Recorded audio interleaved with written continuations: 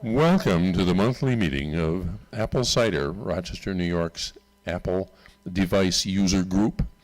We meet on the second Wednesday of the month at the Forum Room of East High School at 7 p.m. or soon thereafter, and have a variety of topics related to Apple devices and computers in general, and question and answer sessions and guest speakers like we have tonight and so on.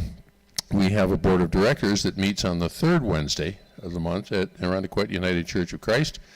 And our website is applecider.org, which lists all these things and has directions to get to them. On the third Saturday of the month, we have two question and answer type sessions. One is hosted by our member Bob Hoey at his home. It's called Green Apples. It's nominally geared toward people who are newer to Apple stuff, but you don't have to be. It can be on any topic that you decide to talk about. He appreciates getting a call in advance. His number's on the website. And that is from 1 to 2:30 on Saturdays, on the third Saturday of the month, which will be the 19th this month. And then from 3 to 5 p.m. at the JCC on Edgewood Avenue, there is another Q&A session. Again, topics or whatever comes up. We have a link from our website to Amazon Smile. If you're buying stuff on Amazon, we get a teeny bit of the purchase price with no increase for you. And I don't know, I could go on and on, but I think that probably is enough. Tonight we have Cherie Woods with an S? Wood, no S, okay. Who's going to talk about using Adobe's InDesign in her work. And then after our break, Steve will do a whole bunch of Q&A stuff. Anything I forgot there, Steve?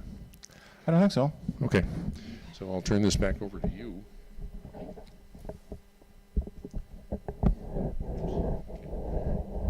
Oh, yes, I was looking for that. Oh, you're going to stand while you do it? I think for a little bit. Am I? But I'm in the way, aren't I? No, I don't think so. I think you're just there? actually what you're getting is the sun through that door. Okay. That's why. Am I blocking the way for anybody? Because I can come over here. Why don't I do that? Let me know how this I'll just kind of stand on the other side here. fiddle with this. On the other side of you. That'll work. Yes, I have a pointer. No, there's no batteries in it. Anyone have a laser pointer? No. Okay, so I'm going to put this If I can find here. where the batteries fell. How about like that? And let you set it for height and angle and all Is that good? stuff. Set it for short. Well, I mean, just try it. Talk to it and see how you sound. Does that sound okay? You have to get Does pretty that close sound to it. Okay? You have to get pretty close to it. Does that sound okay? That sounds wonderful. All right. Is it high enough or you want it? Yeah, I think so. Okay. Need anything adjusted? Okay. That's Steve. Give me a help. Thanks. Well, hi, everybody. Thanks for coming out on this amazingly beautiful night. Oh, I tell you, Steve and I have been trying to do this for several months. Last year, I had 2 knee replacements with complications. Didn't drive for almost a year. And then I was all set to come last month when he told me that I first had the wrong date and the wrong location. So it's good I didn't show up. But a little bit about me, because this will kind of help you on how you use Adobe InDesign. I'm a graphic designer. I went to RIT. After that, I went to an Adobe school in Manhattan.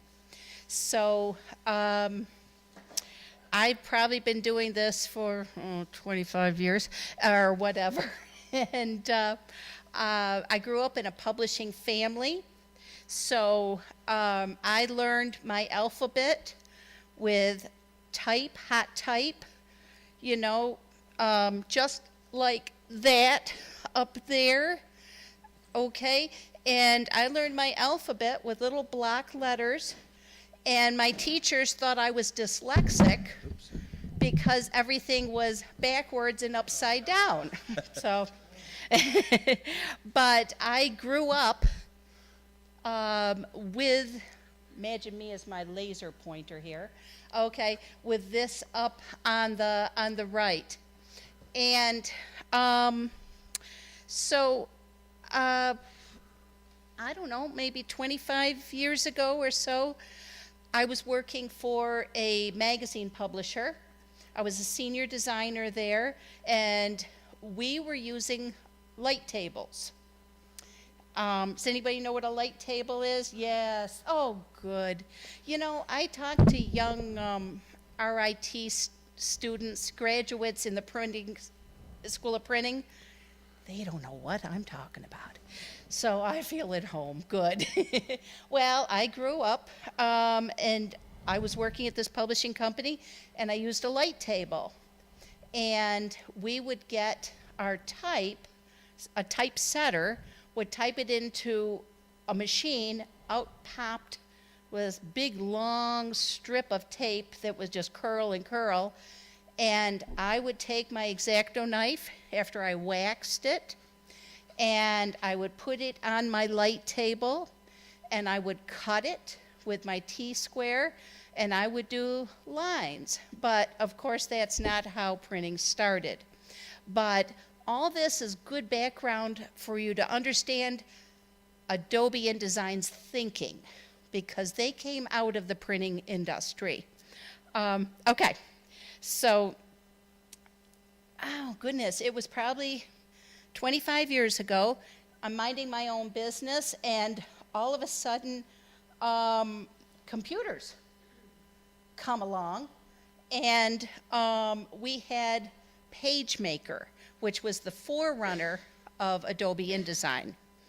And our printer publisher said, you have to do it this way. You have to go from the light table to the computer. And I'll tell you, I was in charge of the transition, and well, has anybody ever done that in their work, where you got to get a team of people on board and excited about what you're going to do next, and you don't even know what you're doing?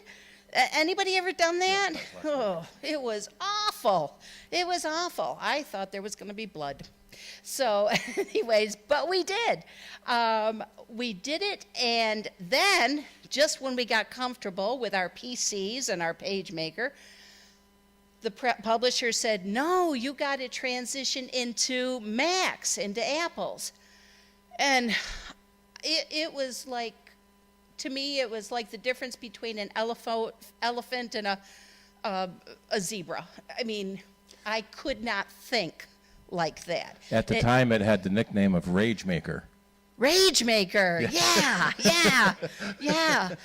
So, okay, now I finally get everybody on board with a PC and publishing software. Now I got to get them on board with learning a Mac. It was horrible, but I really saw why we were doing it. And I don't have to preach to the choir here, but if you're using graphics at all, Mac is the way to go. If all you're doing is counting numbers all day, still Mac, but Yeah. you know. We would sometimes say, why waste a Mac just doing numbers? Right. But you can do Right. numbers too. Yeah. Well, the nice thing about Adobe products is I can have several screens open at the same time. And I can't do that with a PC. And I actually used to be pretty fluent in PC, and I don't think I could do it anymore. I just don't. I wouldn't even know how anymore. So along when Adobe InDesign was just beginning, they had Quark. And Quark was king. That was what everybody used for publishing. And I learned Quark, and I found it really, really awkward. It didn't think like I thought. And I took a big risk by saying, maybe this Adobe thing is going to catch on. I don't know. It's like, is the internet ever going to catch on, you know? And that was kind of the breakdown at the time, is that PageMaker and then InDesign were real popular in the traditional layout people that you knew what layout meant. You had a giant table and you laid out the thing. Right. And Quark was a little more popular on the computer-only people who didn't have that layout background. Right, absolutely. And you had to get this big license, and people, had a 5-year agreement, and so, but anyways, they always said Quark is king and you can't kill the king. Adobe killed the king. So anyways, well, I thought it might be helpful if we looked at the background of printing, because some of the same terms are used in InDesign. And if you can get the way Adobe is thinking, it really helps. Okay? Like I said, I get an 18-year-old in the School of Printing at RIT, and I throw out a term. They have no background. They have no idea. So you guys have the advantage. All right. So, okay. Woodblock printing, about 200 AD. Remember in school when you had a potato? Okay, it was similar to that. Okay, and then hot metal type, 1884, that's about when I got into the industry. And so we had the drawers, and you probably have seen them in antique shops and such, where you had font families, okay? And here it is, I think it's Ceramon Bold, I believe, and you have, what is it? Okay, low resolution thing. We're going to call it Ceramon. Okay, and you have 8, 6, 10 point, okay? And the printer would take them out, put them into the chase over there, yeah, and then they would take hot type, just lead type, and put it in between, and that's the leading. Leading is the space between the lines, okay? And Adobe uses that. So that's a good one to remember, okay? Leading is between the lines. Kerning is between the letters, the space between the letters, all right? And it all goes back to the printing industry, all right? And then we have dots per inch. Now, back in the day, I would get a photograph, and I can't just print that photograph. It would turn into a blob of ink, okay? You had to put a screen over it, an actual screen, okay? Not like a window screen, but it was a screen. It had all dots on it. And I could choose how fine I wanted that screen. So the interesting part of that is, with that, you made a negative. And then you had spots all over. It might be a fingerprint. It could be anything. There's spots all over this negative. So it was my job and the others' jobs to take opaque and just paintbrush out all the dots. When I was at RIT, we used water. In the industry, you use whiskey. So you could see why everybody wanted to opaque the negatives. So I also think that pressmen often had a reputation of partaking in the whiskey, and I think that's why we got proofreaders. I really do. As in how many proof was the stuff you were Exactly. And another fun fact, this stays here, right? Okay, sure it does. Okay, but another fun fact is you took your negative, you had to put it on a plate, and it was called stripping. And Kelly brand was the one that made the templates. So you're always saying, I'm stripping with Kelly. Yep. Oh, well. And so they had professional strippers. Is that okay to say here? I had a friend who was a stripper at Case Hoyt for 40 years. Yes. He was really popular. Yeah. So you had the proofers and you had the strippers, okay? So all that went away. Oh, I was thinking this afternoon, the good old days. But all that went away when Adobe took over the world, okay? So right here we have dots per inch. So what's important about that is in Adobe InDesign, which is a professional publishing program, you're only going to use the highest resolution, all right? So I might be doing something for a customer, and they'll say, oh, just take it off my website. Take my logo, take that photo, I can't do it because that is 72 DPI, so it's low resolution. And then they'll complain when they see it printed. Why is it so fuzzy? Because you told me to take it off the website. No. Right, exactly. And the bigger it gets, the worse it looks. So if you want to do web work, InDesign is not your animal, okay? So you want the highest quality, 300 DPI photos and images, and you have to insist on it, okay? You guys are going to love this program. You really are. Has anybody ever used it? I should ask. Awesome. Don't you love it? And this was kind of the cornerstone of Apple's the Macintosh Office in 1985 when Adobe released PageMaker and Apple released the Laser Writer running on Adobe PostScript imaging language. So you had your Mac, you had PageMaker, you had a Laser Writer that could print at 300 DPI, an unheard of resolution for a home, in essence, a home or small business printer at the time. Yeah, cool. Well, I met Steve probably, I want to say 25 years ago. At least. And I can actually look it up. yeah, it was back in the day when we had to go from PC to Macs. And I was told to get the best in the business, and we went straight to Mac Ave, of course. And Steve, I've got him on speed dial. I don't even try to set up my own stuff anymore. I just go, Steve. I try to explain it, and he goes, when I get there, we'll figure it out, because I don't even know what I'm saying. So, anyways. 2000, August of 2000. 2000. Oh, my gosh, I've done this a long time. Yep. Okay. And we were setting up your new Power Mac G4. My G4. The one that took up the desk. Yeah. I think, Ed, you were one of our longer customers there. Yeah. Is that right? Are these guys the best or what? Oh, they are. So what we're going to do is we February are... '95. He beat me. Yeah, sorry. Aw. What were you using it for back then? Design. Are you a designer? You had an ad agency.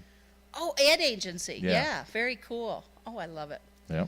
Okay, so I thought what we'd do is we'd kind of look around, and then we'd take it for a live test drive.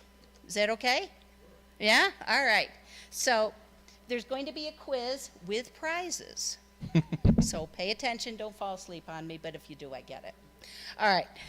So up at the top, we have, I'll do it. There we go. We got our toolbar up at the top, all right?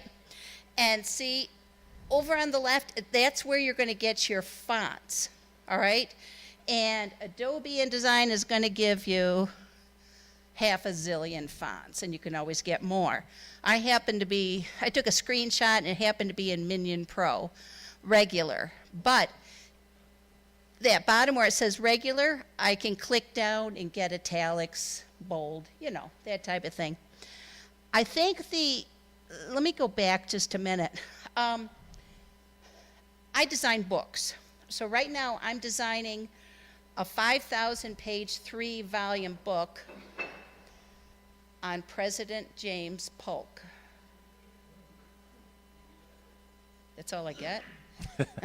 Who? No. Who? I know. But one of the lesser-known presidents. I'm sure your book will do well. Yeah, and I'm sure. Everyone will know who he is then. Exactly. So, anyways, I'm using InDesign and Photoshop. Photoshop for my photos, obviously, and InDesign for laying it out. And some of my files are 1,000 pages long. Now, I have authors from all over the world send me their Word document. They send me their Word document, I put it in InDesign, and I design the page. So I have to put in all the styling of it. So Word is great. I mean, it's a good start, but the times I've been in Word, it's kind of like the difference between renting a house and owning a house. When you rent a house, you can't change the carpeting and the wallpaper and all of that. But when you own the house, you can do anything you want, right? So Word is kind of like renting. InDesign is like owning. You can do infinite things in that. So, okay, this is where you're going to get the leading, the kerning, the baseline. Sometimes I want to shift it up or down a little bit, okay? This is where I'm going to line everything. We'll go over this all later, okay? And then you have your toolbar, and that's always there. So both toolbars are always there for you. So the most important, and there may be a quiz on this, the most important tool you have is your move or your selection tool, that top one. That's what moves everything around, okay? What's it called? Oh, very good. Okay, next you have your text tool. Anytime you want text, that's your guy, okay? If you want to make rules, sometimes they're called strokes now because it's transitioning over, but in printing it was always the rule. That's what makes your lines. This places an image in a box, then you can make a box, okay? That type of thing. So if we were going to start our newsletter, we would go to File, here it is, File, New Document, and go from there. And we'll do that in our live demonstration. Okay. So this is what I had to wrap my head around. In PageMaker, you just started typing. In InDesign, everything, all type, is contained within a box, okay? And does anybody ever run into that? Was I the only one who just couldn't do it? I don't, it's such a simple concept, really. But, so, everything is in a box. And the box has a blue line around it. It's not going to print, but it's just there to show you. So, what you're going to do is you're going to draw a text box with your type tool right there. Then you're going to choose your font and your size, and then your color, your kerning, and your leading, okay? It'll make more sense when we do it live, okay? But remember how on the light table you had all your images, you had your photos, you had everything? That is in InDesign as well. But I like to keep my images handy on my desktop, or in a file I can easily grab them. The difference between PCs and Macs is that I think you'd have to open up something and save it for a photo. Do you still have to do that? Not directly. You can, you can save it into a folder, but Yeah. we find a lot of people don't pay attention to where they save their files. Oh, yeah. They just hit save and don't look at what folder it's going in, and then you get over, to send it as an email, and they don't know where it is. I did this presentation a month ago. I forgot what I named it. I spent like 2 hours yesterday. Okay. And you probably have a million files called presentation. I do. I do. That's what. Okay. So we're going to do a newsletter on why Macs are better than PCs, right? Are there any PC, dyed-in-the-wool PC, I hate Mac people here? I didn't think so. I thought this was safe enough. Okay, so what I did is I brought in that graphic. I can just drag it in. Okay, I can drag it from the desktop. I can drag it from a folder. I can drag it from Photoshop, but I put it in there, okay? Then I drew a text box on why Macs are better than PCs, but that little blue line, is it going to print? No! Oh, you guys are good. Okay. So if I brought in the graphic and it's enormous, that's okay, because I don't have to go back to Photoshop and get it just right. I can fix it. All right? So here's my toolbar there. Okay, and what I did is why Macs are better than PCs. Well, the first reason is no more bugs, right? I'm not saying cockroaches, but There's no viruses, bugs, get it? Okay, all right. So what I did here is I put in no more bugs, and I can just select that one line and make it any font I want, any size I want. This is not the Latin I learned in college, but it's what we use in printing, okay? But you'll see that I have two text boxes. I've got one where it says top reasons, and then I got one for no more bugs. I can move any of those boxes all around. And at the very end here, I can squirrel, that's a printing term, I can squirrel the type up to the second column. No problem, it automatically flows. Everything goes with me, okay? The second reason is time machine, right? Right? So here what I did is I brought in the Back to the Future car. DeLorean. Thank you, okay. To me, that was a time machine, sort of. All right, I placed it right in the middle, and I can wrap text easily, much easier than in Word. I wouldn't even know how to do that, I guess. But I can wrap it in there, and you see how if I had just placed it in there, nothing would happen, because InDesign would think, oh, you want it that way. I had to go up to text wrap, select one I wanted, I select my photo, and the type just goes away. Oh, sorry. Now, it's going to be right tight up against that photo. I don't want that. So down here on the right, I can tell it how close I want it to the photo. Now, what's cool is InDesign knows that I want both of those photos with text wrapped around it. So I can move those photos anywhere I want, and the text will just reflow. Isn't that cool? Okay. And that would take a week on a traditional layout to reflow text around the graphic. Yes, yes. And back in the old days when we were waxing type, we'd be hunting. We were looking for just one line of type, and we'd look, and everybody'd say, okay, look on the bottom of your shoe. That's where it was. Okay. When we have the box, the placement box, it has a little X in it there. That means that I am going to draw a circle. I can draw any shape I want. It has an X in it. Then I go up to place, select my image, and it'll go in there. So you can do that as well. Right now I'm doing a lot of photos that are like round from studios in the 1800s. I spend most of my day in the 1800s.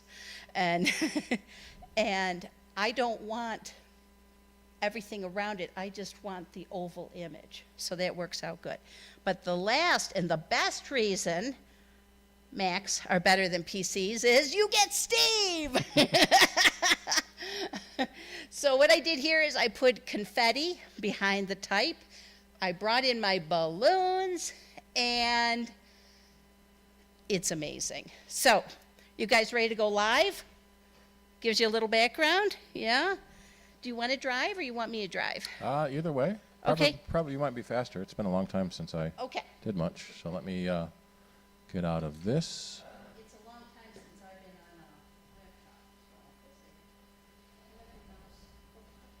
on a laptop. No, I do not.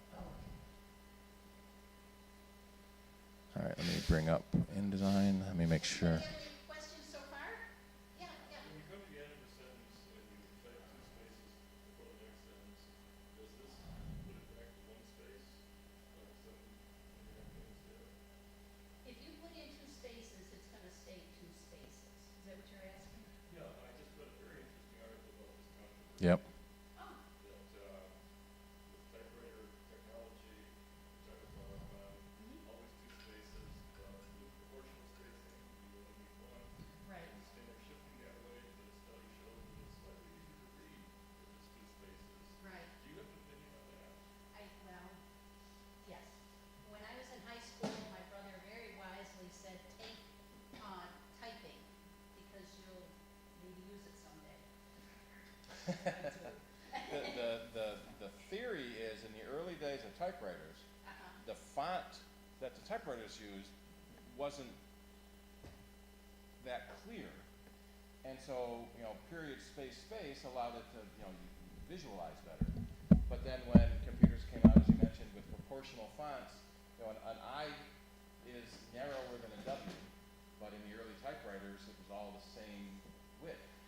And so cutting down to one space was usually recommended.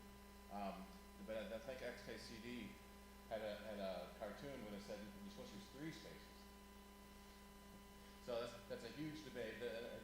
Right next to commas or tabs, which are spaces or tabs. Do you use a space or a tab, and how do you feel about the Oxford comma? I like it. I know that one. Oh. Yes. So some of the other. All right, let me, Okay. Oh, could you reach into my purse? Don't judge me. It's down at the bottom, and then there's a bag. Thank you. Okay.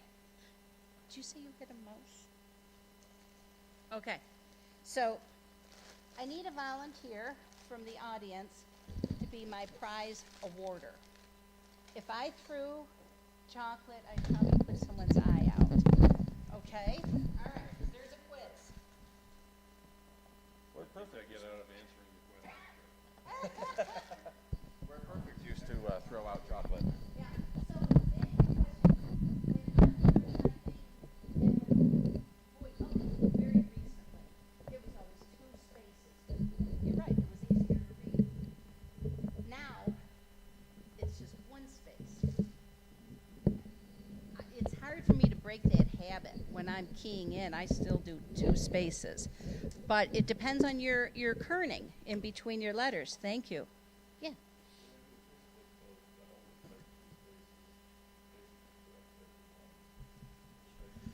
Oh, it does? Can I do it that way? Okay. Okay. Okay. Okay. So what I did yesterday is I sent some photos, emailed some photos to Steve for him to put on here because I don't.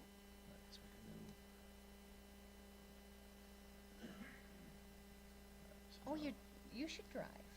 Well, I just need a window open to Oh, I see. for the source. Oh, okay. No, that's not right.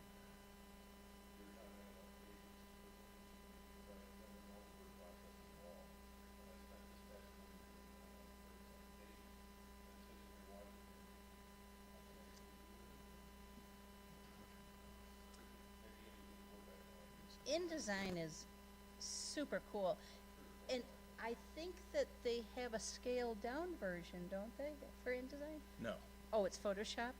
Yeah, there's a light version for elements of Photoshop. Okay.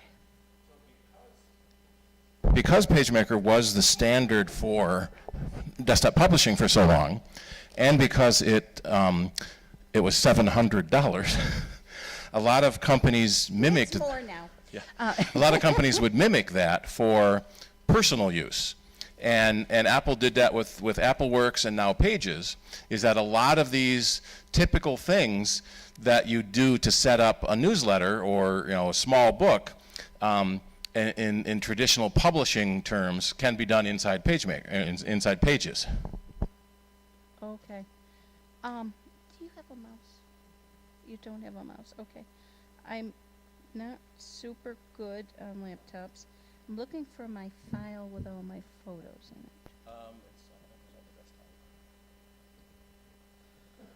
Okay. Can I get rid of this window and start over? Okay. Okay. I have a Mac Pro, and I have just about every size of iPad, and Steve set them all up, but I don't have a laptop anymore. So, okay. You see that? All right. So here are all the photos.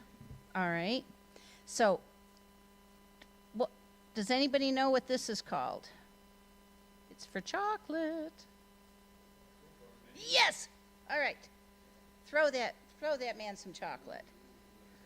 Okay. All right. Ooh, okay. So, if I want to open a document, what's the first thing I do? Anybody remember? I'm hovering. File. All right, grab some chocolate there. Okay. And you're going to go down to New, and I'm going to go over to Document. Okay. And here's where it's going to say, what do you want to do? Okay. How many pages do I want? Right here. I want, I don't know, let's do 5. Okay? I can always add more. I want to start it at page 1. Now, remember I was doing this 5,000 volume, 3-volume deal? Okay. Each volume starts at 1. Okay? So, if I wanted formatter with the X, XI, you know, all that kind of stuff, I can do that in here. And so I get to tell it where I want it to start. And down here, oh, let me grab my purse again, I'm sorry. Down here, it's going to say, what size do you want? And, oh no, I have it up on the desk, my pica stick there.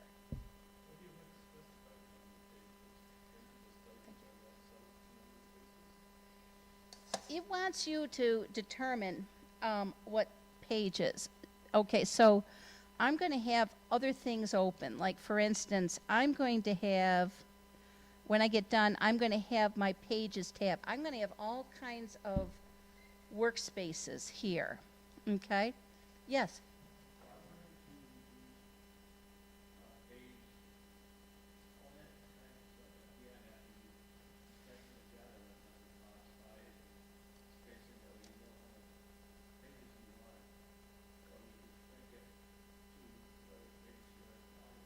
Right. So, okay, I'm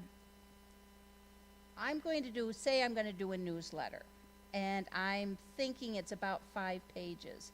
It's really easier for me to overestimate here and then delete those pages at the end.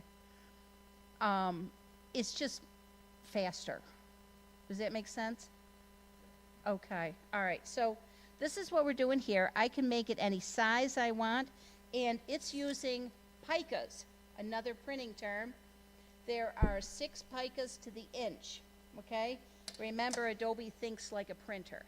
I can set it up to inches, but sometimes I want itty-bitty little spaces. So I can tell it how many columns, so let's make it,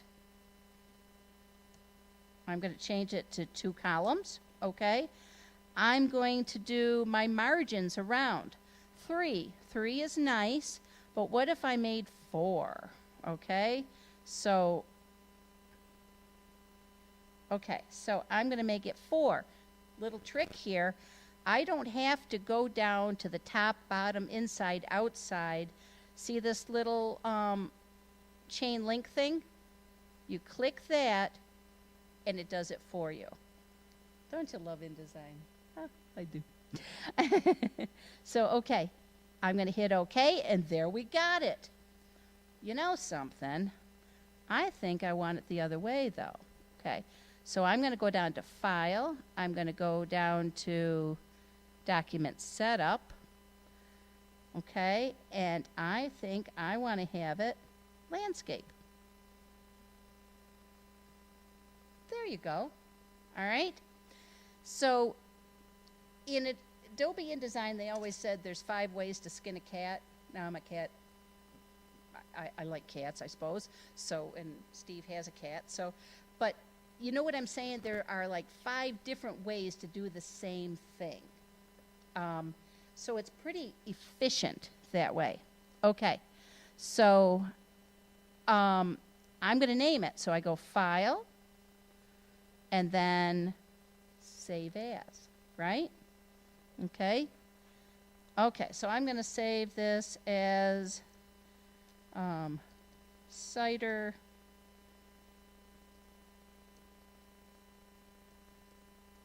presentation. Oh, can't even spell it right, okay? And yeah, well, you know what I do is because I'm working on this every single day, and I have I save all my versions, I date it. So it's CIDER presentation, May 9th, 2018. That way, I always know the latest versions. Anybody ever, you guys probably do that, don't you? Yeah, okay. So I'm going to save this to the desktop. Okay. Doing pretty good with your mouseless thing here. Okay. So now the big deal. Can I move it down? Down here? Right there?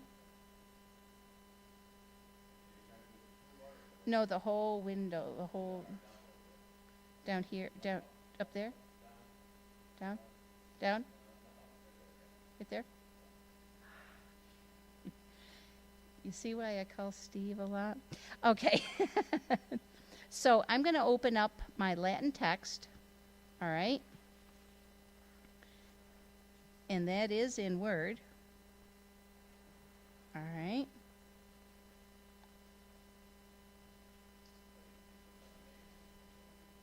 Okay. Oh, yeah, okay. All right. So I'm going to highlight it, and then I'm going to go Command C, all right, which is copy, as you guys know. All right. And now I'm going to make a, what was it? Yes, give that woman some chocolate. All right. Okay. Okay. But what tool am I going to make this box with? Doom, doom, doom, doom, doom, doom, doom. No? The text tool, right. So, who said that? Okay. Chocolate, chocolate. Okay. Beautiful. Okay. So, I'm going to make my box. All right. This is easier on mine. And then I'm going to go Control V, and I've got, but see, it's too small. What am I going to do? Give up. Ah, there's an easier way.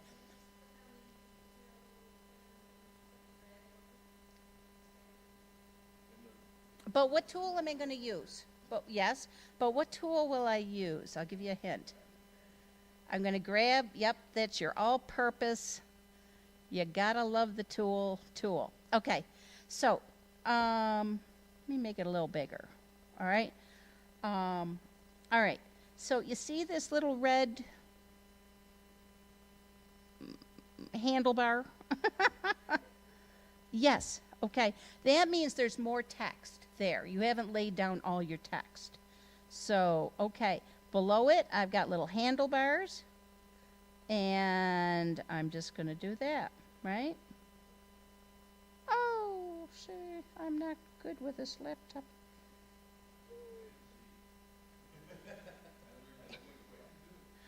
Or you could go up to Edit, Undo.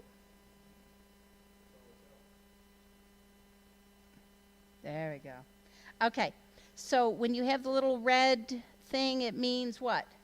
You haven't laid down all your text. Right. Chocolate, chocolate. Okay.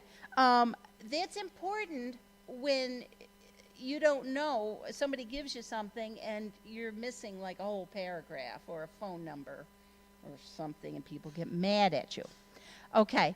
So then we're going to go to our tool. We are going to go highlighting it because I personally don't like the ragged edge. All right? So I'm going to go down to the paragraph. I'm going to go to justify, another printing term. It isn't that beautiful. Is that a thing of beauty? Isn't it? You got to love it. Okay. So if I wanted to save it, what would I do? Yeah, but how would you do it with your toolbar? Yep, file save. That's really important, and I learned that a very sad way. Yeah. It does. because Steve set it up for that. Right. Right.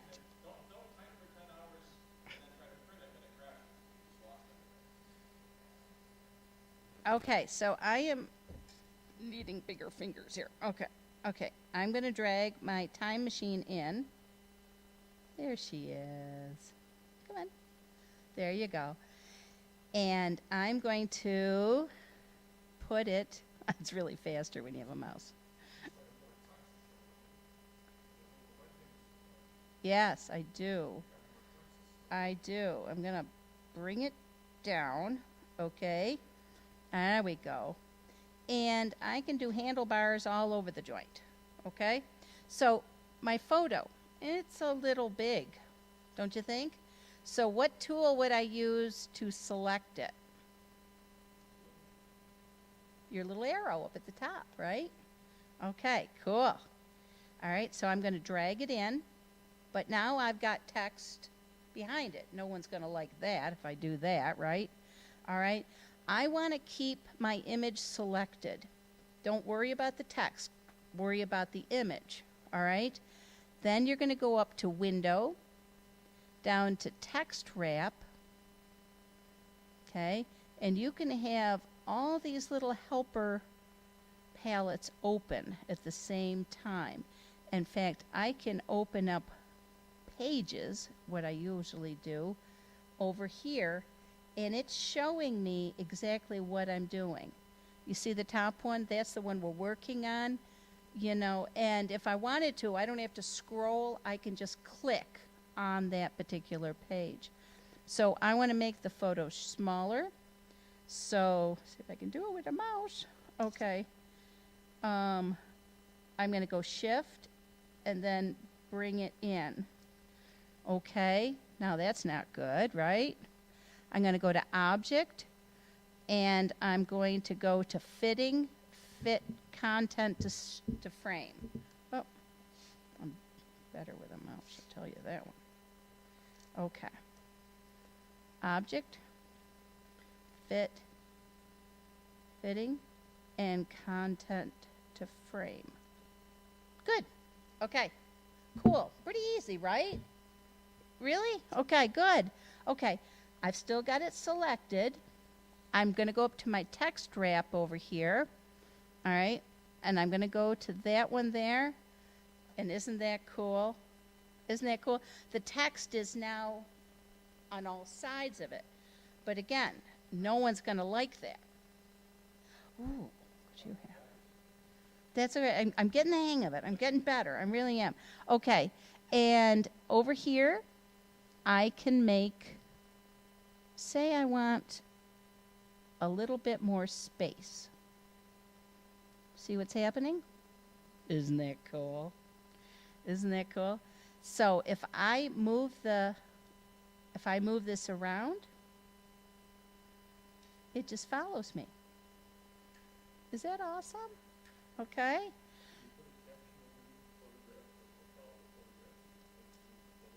I usually group them.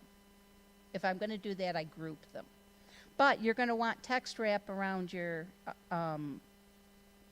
caption as well. Otherwise, you're going to have, so, okay, let's do it. All right. Okay, I'm going to go to my text, and I'm going to draw a box. And over on the side, remember, that's not going to print. That's your clipboard. That's your layout table. All right? So, I'm going to make this Minion Pro italics. All right? Captions are usually one size smaller. So what am I going to call it? Okay, that sounds easy. Okay, time machine. All right? You got to spell it right, though. All right, beautiful.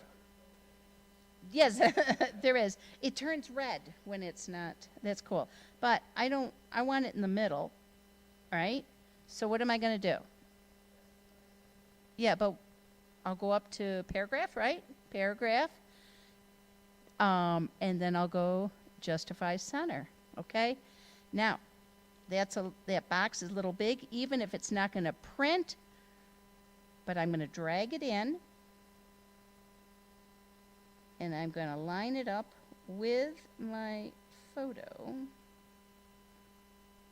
Okay, and there you got her. Now, if I was going to move it around, I would select both of that, that and that. I would group them, and now I can move it. Does that answer your question? Yeah, it's like they're one unit now. Yeah. So I can now move this anywhere, and the caption and the image is going to go at the same time. Okay. All right. That's cool. I can tell you can do it a couple different ways, but you're going to go up to Object. I'll start over, so I'll go Ungroup. All right. Now, the problem now is that if I move this guy, my caption doesn't go with it. Okay. So I'm going to bring it over onto my clipboard where I can see it better. I'm going to put it underneath it, okay? And you're going to select both. So you select that, all right? You're going to shift and you're going to select the caption. So you got both.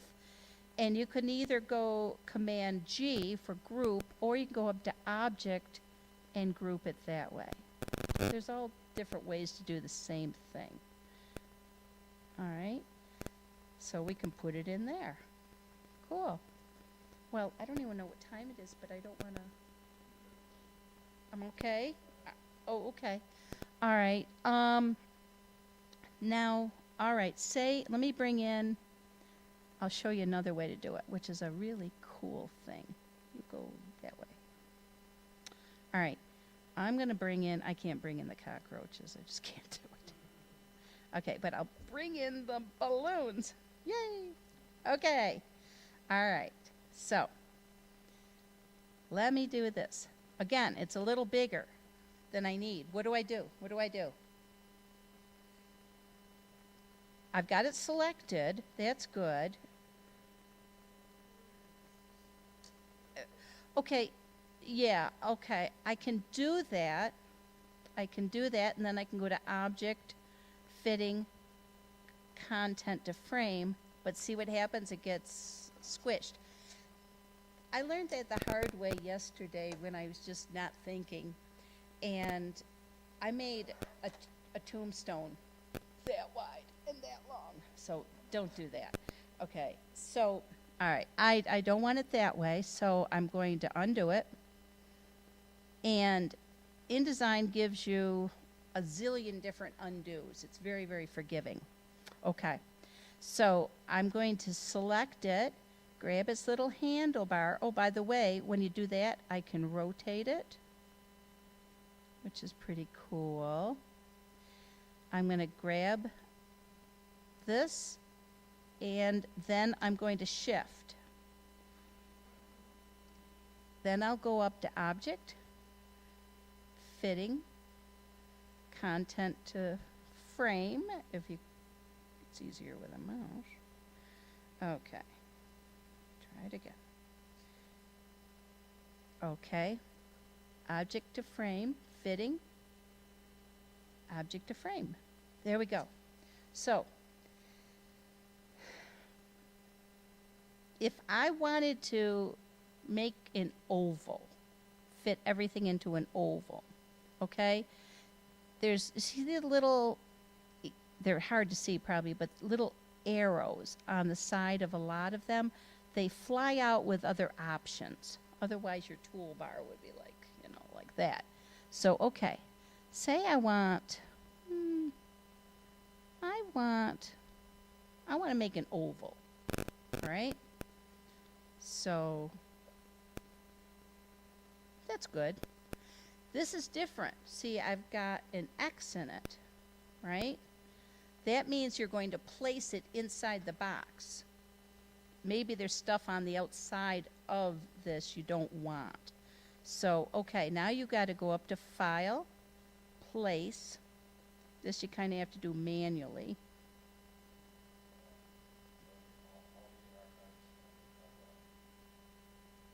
Oh, okay, thank you. Okay. Is it too small? Okay. Oh, okay, I see. May. Okay. Well, let's do confetti. Okay? Now I'm telling it what I want to place in the box. I'm going to say that. Okay? What's nice about this is I can make this any size I want. All right? But I don't want to go beyond how big it is. So, all right, I'm going to bring it down. All right? The second arrow here will allow me to swirl it around the box to fit it just where I want it. Maybe I don't want one corner. I just want one side of it. Okay?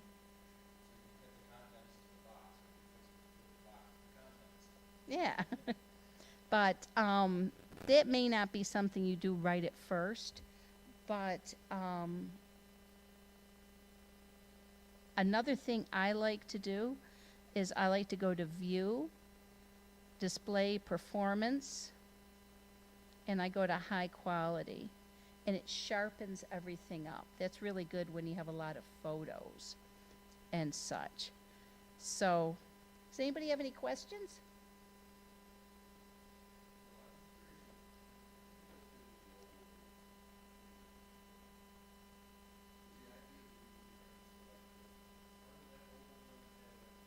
Mm-hmm. So, for instance, say I had a photo, it was a group photo, and it had 4 different people in it. But I only want the guy in the middle, all right? I can bring in that photo, and I can center it around just that guy's head instead of getting the whole photo. That's pretty cool. All right. Again, that's probably not something you do right at first, but it's nice to know it can do it.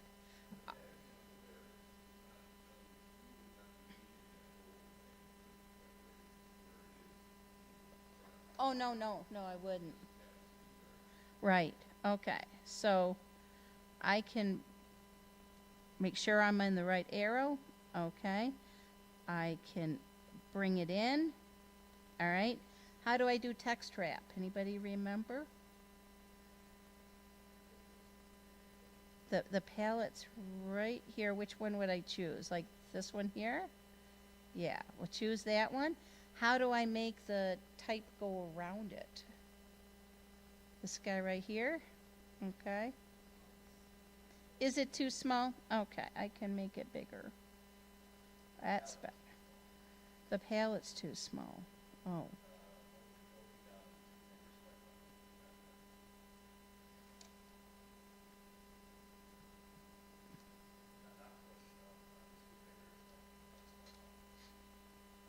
Control. Oh. Yeah, I'm sticking with my computer. I do. I was like, that's right.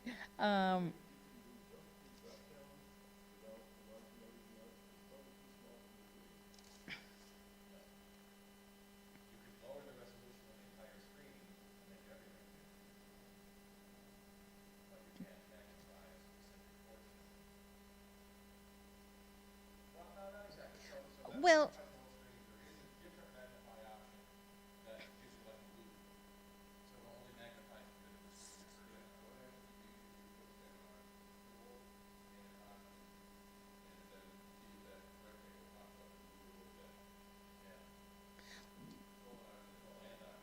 control option what?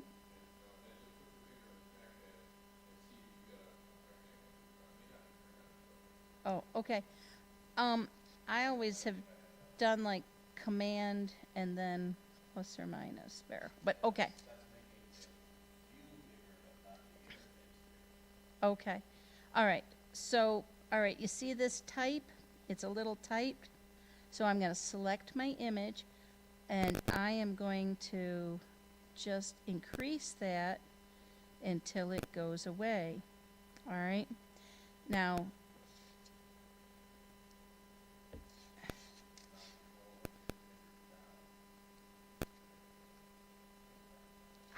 thank you. All right, cool. So if I go to my little direction tool, you see how there is like another little circle around it? See, what I don't want is, I don't like this text, like that, all right? So I can actually make it fly out.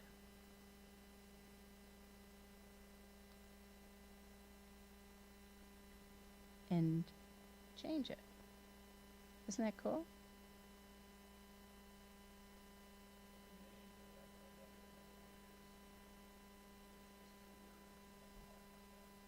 Is there? No? Okay. Yeah. In printing, you never want to leave a widow. A widow, you know what I mean. A widow is like one word on the last line, such. Does anybody have any questions? Yeah.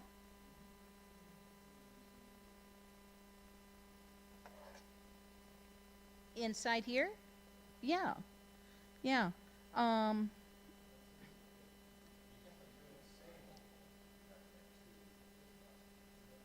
Yes, you'd have to put and then bring forward, that type of thing.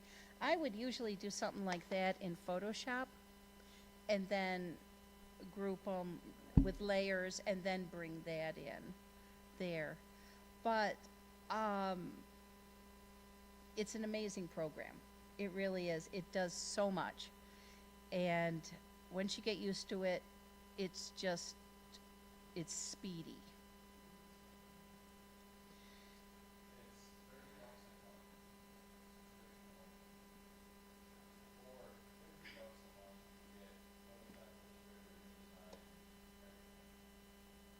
For the rest of your life.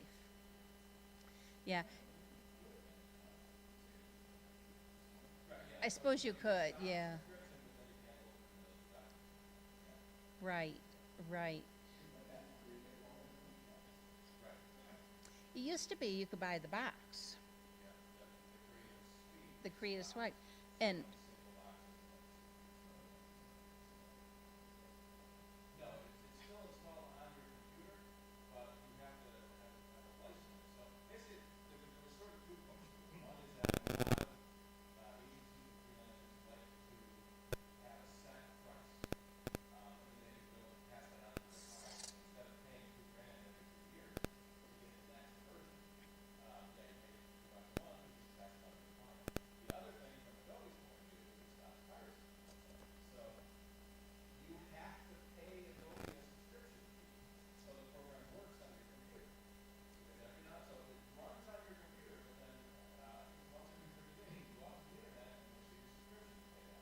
yes.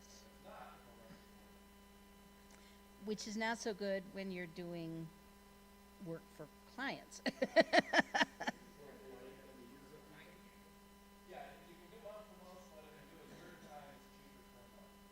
Yeah.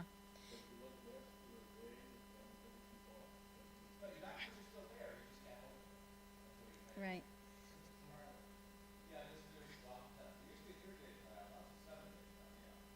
Ooh. But I guess.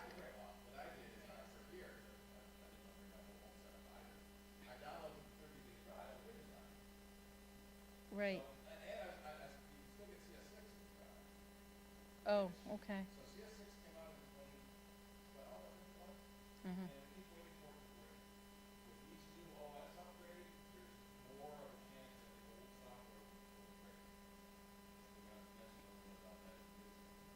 Right. But quite honestly, I pay, it's probably like $50 a month, but it now gives me access to everything that Adobe owns. So that I could download all these programs and try them out. Maybe I'll like them, maybe I won't. Where before I was spending about $2,000 a year on the Creative Suite and then the Web Suite, you know, things like that. Now I can do all of them Yeah. Oh, yeah.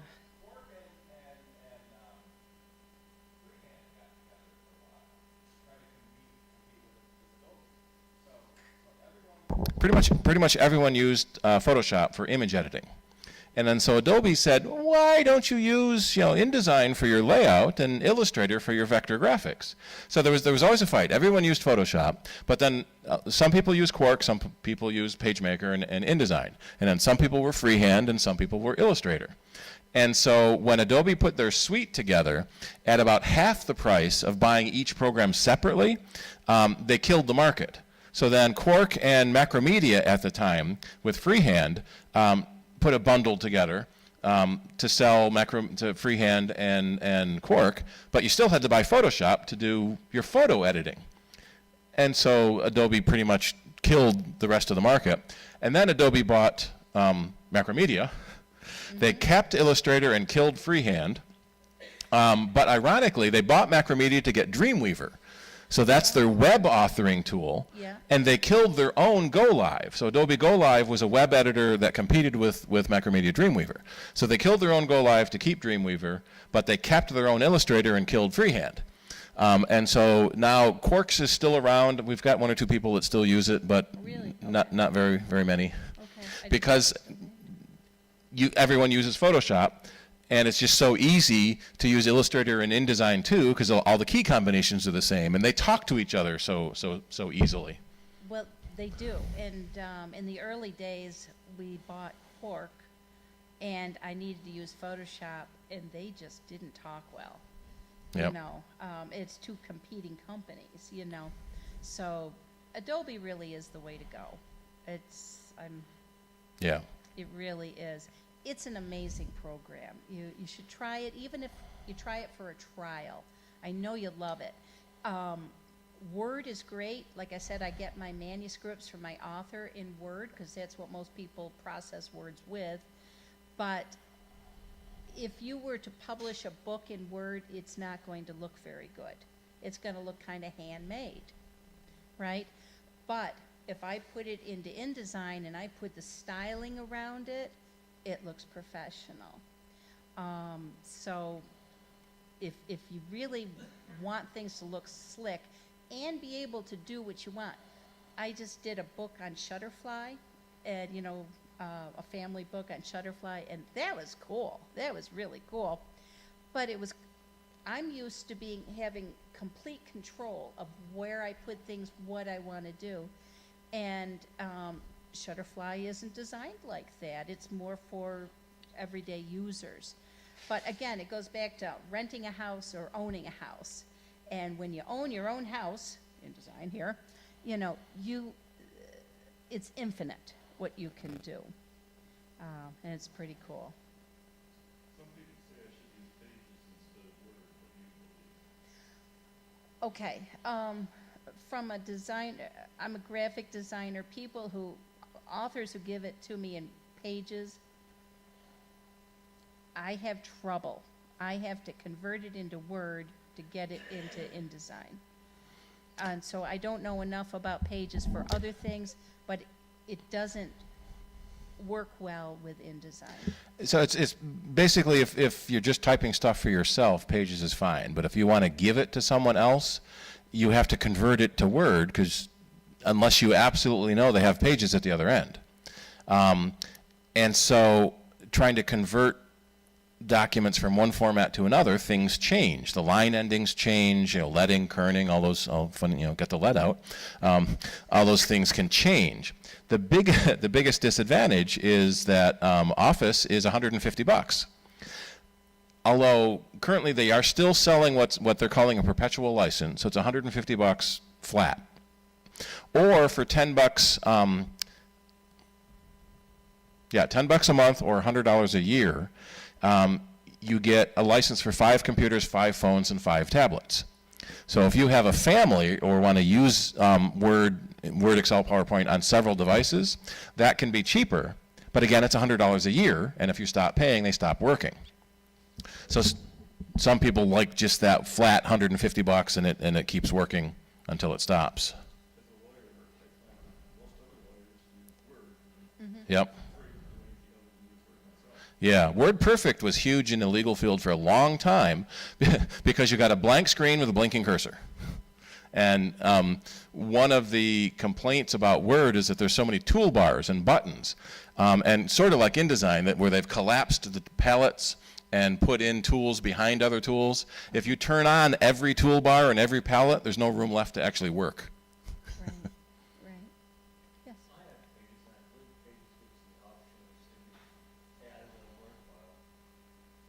Oh, Yeah, it does, but little things can change. Although that probably wouldn't matter for you because you're going to change the line endings and all that stuff anyway. Right, right. But you can't be sure that the person's going to see exactly what you see because of the way the file format converts. Same thing. LibreOffice is great by itself. If you want to give the file to someone, you have to convert it to Word. Right, but that conversion can introduce subtle changes. Yeah. Right, the Mac has another advantage that any document you can save as a PDF. Under Windows, you have to buy an additional PDF writer. And the advantage of a PDF is it can't be changed. So the other end sees exactly what you wanted them to see, and they can't easily make changes unless they buy Acrobat. Well, let me show you how to do that. To make a PDF, I'm going to go to File. I'm going to go down to Export. I'm going to export it on your desktop as a PDF, and I'm going to save it, and I'm set. You had it set at 72, but I would change it to 300. Yeah. Okay. Well, that becomes a decision. Are you going to, you want them to just see it on screen, then you would leave it at 72. If you want them to be able to download and print it, you would raise it higher. Right, right. But 72 Dots per DPI. inch. 72 DPI is for web, okay, web quality, because you don't want to take up a whole lot of space. For printing, you want 300 DPI. It depends on your printer. Yeah, it could, but I find that it just takes up more space. 300 will do it. And that's another difference with Windows, is Windows default screen resolution is 96 DPI. So everything on Windows is typically a lot smaller than on the Mac screen. So we usually run, when we set up a Windows machine, people always set it to 125% or 150% of actual size, just Yeah. so they can read it because it's so small. Yeah, absolutely. You have to zoom in, zoom Yeah. out. It's very accurate. So you use a typical 12-point text, and it looks fine on your Mac. You send it to someone on Windows, and it's too small. Right, right. Whoops. Because 12 points on a Mac is 12/72 of an inch, and on Windows it's 12/96 of an inch, and so everything is smaller. Cool. Anybody else have a question? Earlier, you had the box of blooms in it. Yes. And then you made the oval. It had nothing on it. If you would drag those blooms into that oval? This oval here? Right, before you put No, everybody in. no. Because that's a placement box. But let me drag the whole That's almost thing.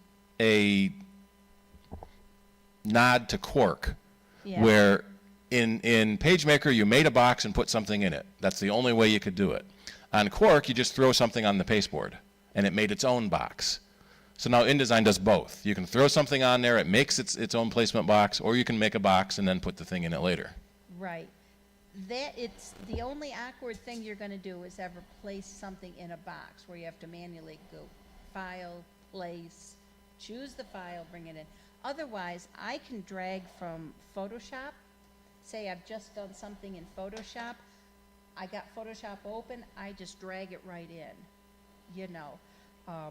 There's a lot of dragging going on, and you can have so many files open. I think that's where Macs just really have it beat, unless PCs have changed. Yeah, they've Have caught they up a done lot, that? yeah. Okay. Okay. You can. I find unless you're making just tiny little changes, like, ooh, I want it a little bit smaller here. If you're making big changes, do it in Photoshop, because, yes, because you're still talking about file size, okay? And it adds up. So if I have a photo that's 22 inches long, and sometimes you do, you know, yes, I can squirrel it down on here on my InDesign, but I'm still going to get a big file on there. Better I do it in Photoshop, make it 3 inches, and then drag it in. It'll start to catch up with you if you get big, big documents, like my 1,000-page book, all right? If you start getting huge things in there, it's going to start slowing down. And that's one of the reasons why you're doing it in 3 sections anyway, right? So it's only Yes. 300 pages per section to help manage the size of the file. Right. So on my big book, I'll have like 6 files there. I'm doing master pages too. So for instance, I'm going to go to type. I can go down to character styles, all right? And I can create a new character style, okay? So Oops. that's really neat for like headings. So let me do the first line here. Okay, I'm going to do that, and I'm going to make it, oh, I don't know, I'll make it 18 point, all right? And I'm going to make it bold, all right? And I'm going to use that heading on every page, all right? Or every chapter, all right? Instead of having to do all those steps, I can now go to type, character style, okay? Turned it off, there we go. And I can create a new character style, and I'm going to name it heading. All right? And it's going to be just that. It's going to be 8, can you see it? 18 point, bold, okay? So that when I do something again, all right, I can go up to my character style. Right in the center. I'm thinking, I didn't close it. Okay, I can hit heading, and it gives me those character styles. So you can see how fast that goes. Because I've got captions, I've got headings, I might have a little symbol or something I want to put in between things. I don't have to manually do that. I just go to my character styles, and there. You could do the same thing for paragraphs. So I love it. Yeah, and sort of anytime you find yourself doing something repetitive over and over again, there's a faster way to do that. You can make a style so it remembers all those changes for you. Absolutely. And when you're, a lot of times I'm working on 2 or 3 books at the same time, I can't always remember who has what style, but it's all there for me. So I don't have to write anything down anymore. Cool. Yeah. I use JPEGs now. Years ago, I was using TIFF because that was just better for printing. Now everything is JPEGs. Yeah, the resolution of the cameras has gotten high enough that the main difference is that TIFF is a lossless compression. So you take a picture, it's 15 megapixels, and so your camera, you got a 15 megapixel camera, and so that picture is going to be a huge file. So it compresses it down so it doesn't take up so much file space. TIFF is a lossless compression, so it doesn't lose any data. JPEG was is a lossy compression. It throws away data it doesn't think you'll miss. But because we've got 10, 12, 15 megapixel cameras instead of 0.5, 1 megapixel. I remember my Sony Mavica was 640 by 480, and the JPEGs were really crappy. Because the quality of the cameras are so good now, and the JPEG compression has gotten so much better that JPEGs are pretty small, but they're still pretty high quality. Right. For years and years, we had to require, in printing, we had to require TIFFs. And now I can't remember the last time I've used a TIFF. It's all JPEGs, In fact, PNG is getting to be more popular now too. PNG files. Okay, yeah. That's better Especially for on the web pages. Right, Yeah. for the web.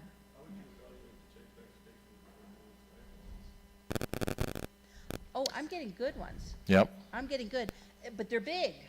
They're big, And most of the new cameras can now also take a raw photo, which is the raw uncompressed data that then you would take into Photoshop to play with yourself.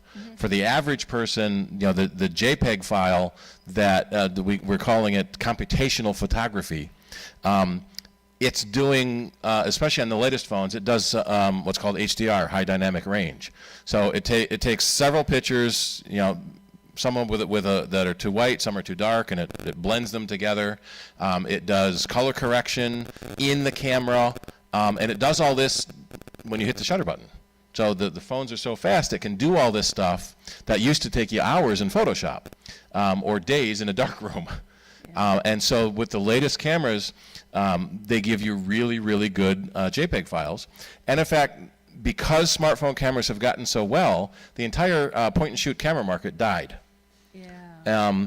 And so you're almost hard-pressed now to find just a point-and-shoot camera.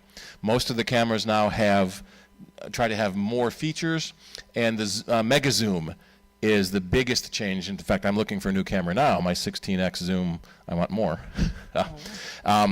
Because even on like the iPhone 8 that has a mechanical, or not the Plus, the Apple's Plus phones have an optical zoom. The phones aren't thick enough. You've probably seen cameras with these lenses that go really long. If you want a long zoom, you just need more glass. And so that tends to be where the professional cameras are going in the $1,000 market range. You can still get a fairly decent camera in the $200 to $300 that does typical home photography, but for most of the time, your cell phone can do really, really good pictures. I just did it was a big banner. It was a huge banner, and somebody just sent me a photo from their iPhone. Yep. It looked beautiful. In fact, there was some controversy last year when, was it Time or New York? New York Times, I think it was, fired all the photographers and told the journalists, just use your cell phone when you're getting the story. I don't think it really worked out well.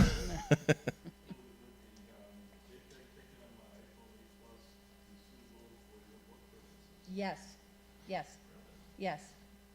It would. Like I said, that big banner, that was taken with a phone, with an iPhone.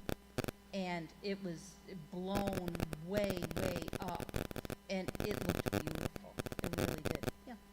For those of us with a tighter budget, are there Apple apps that would, is there anything that Photoshop or this program would do that we have to pay source for? I don't know. Well, Pages is great for basic desktop publishing, layout, and things like this. It can do a lot of the things the InDesign can, and it comes free with your devices. For image editing, Adobe has their Photoshop Elements, which is $100, which is kind of a light Photoshop, and that's a one-time payment. There's no subscription fee for that. Although Adobe does have a $10 a month, you get Photoshop and Lightroom, their image Lightbox for comparing photos. So that's a really good deal. Yeah. In fact, Lightroom is so popular that Apple killed their own Aperture because Lightroom bit their lunch.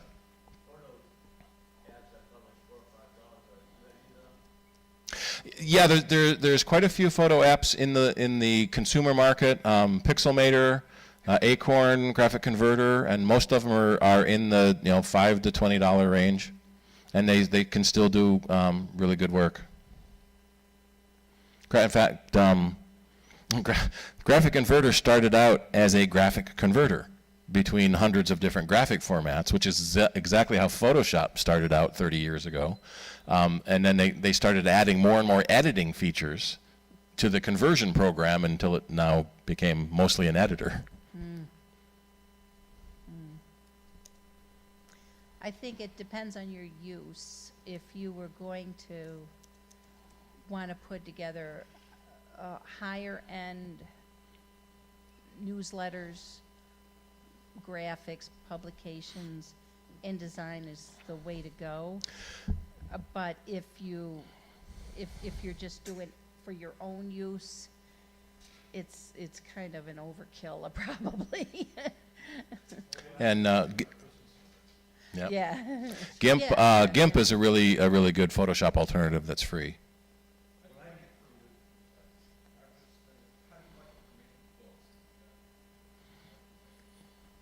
For me, that's all I do. Yeah, I use this for books. I've worked for this publisher probably 20 years, and I'm just designing books all day long. And so, like I said, I can have my pages. You see how over here we have our pages open, okay? I could add, I want to insert pages, and I want to insert, I don't know, 200, okay? And it'll do it for me.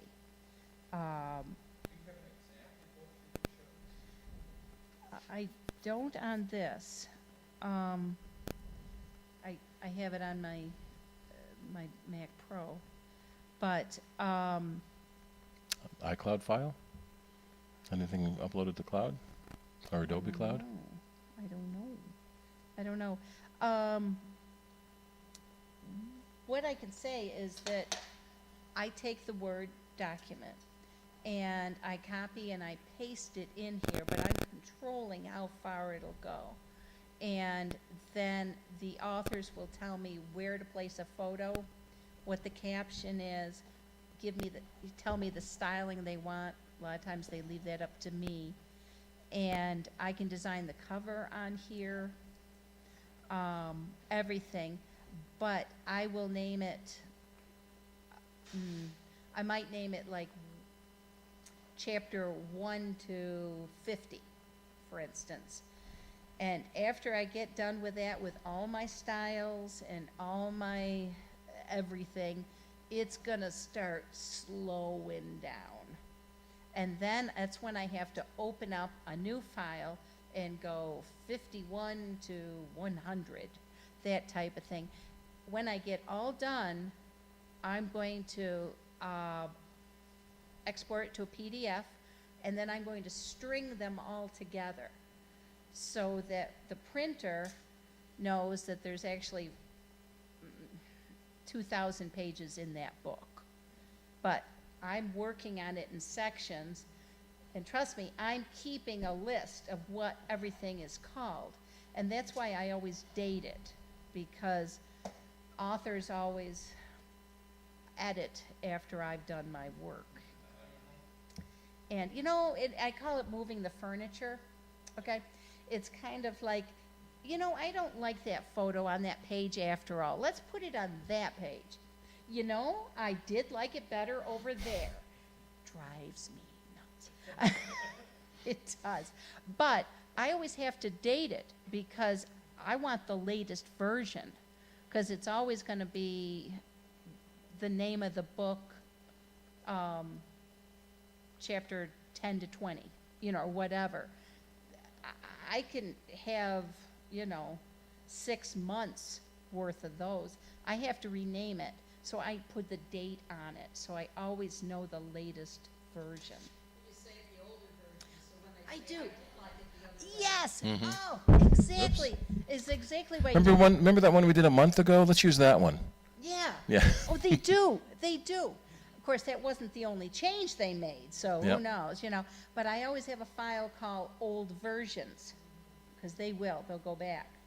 And that's just the way people do books, I guess.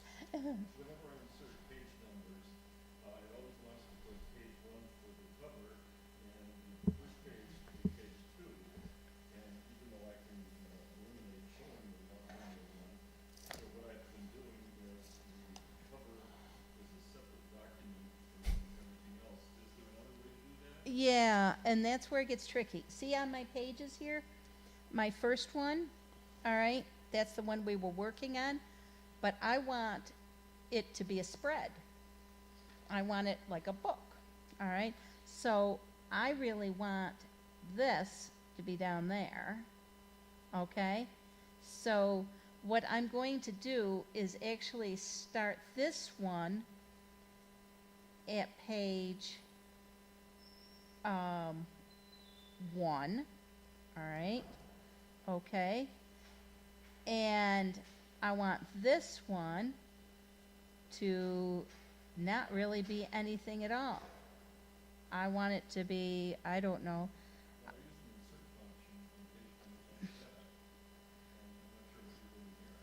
yeah, Well, you have to make a new section, so that each section can have a different page number. So the section that is your cover page has no page numbers. And then the next section has page numbers and starts at page 1. right, yeah, because you could see what's happening. My very first one, if you were printing that, it wouldn't work. You want to start it on a spread. And so And- basically that first one is the cover page. Right. So, okay, these are both the same, but, okay, if you've got a book, a left and a right, you've got to think like that, okay, on your spread, so it's not backwards. So that's what I'll do. A lot of times I will, because you always have to have the first one, and it's always going to be there, and it's annoying. But what I will often do for that very first one is I'll write myself a note, is just file placement will not print in big red letters. This page intentionally left blank. Yes, like that, because I'll also get authors going, you left a page, you know, and no, okay. But it has to be like that. Now, when I do my PDF and I'm stringing things together, I'll take that out. Okay?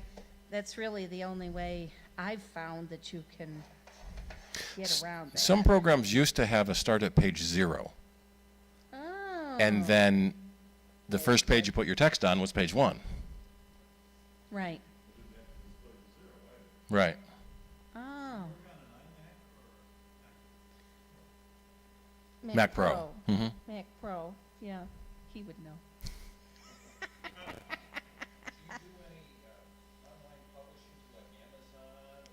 Yes. Yes.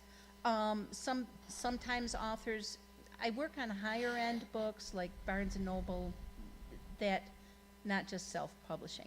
They're higher end books, and a lot of times they'll want to turn it into an ebook.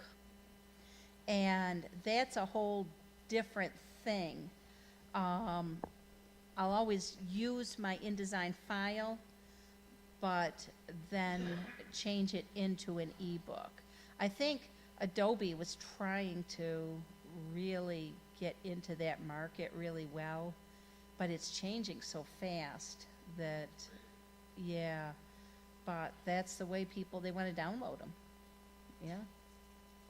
If you were making this supposed to be a website, and let's say instead of using picture, could you do the same thing with an MP4 file, like a little video, and it instead of a picture and wrap stuff around it? If you were going to web, yes. You couldn't print a video. Yeah. InDesign's really best for print, higher end print, you know. Yeah, Dreamweaver is their web companion program for web Right. pages. Right, or WordPress, that type of thing, right? Mhm. Yeah, Yeah, if you want to control all the nitty-gritty nuts and bolts of a web page, then Dreamweaver. If you want the other end to do it, WordPress. And you just slap your text in and let it handle everything. I don't remember who wrote it. I do know that about 30% of the internet runs on WordPress. Well, and Google loves WordPress. Better than Dreamweaver, last I know. Mm-hmm. And when you want to get found on the web, you know, you have to play Google's game.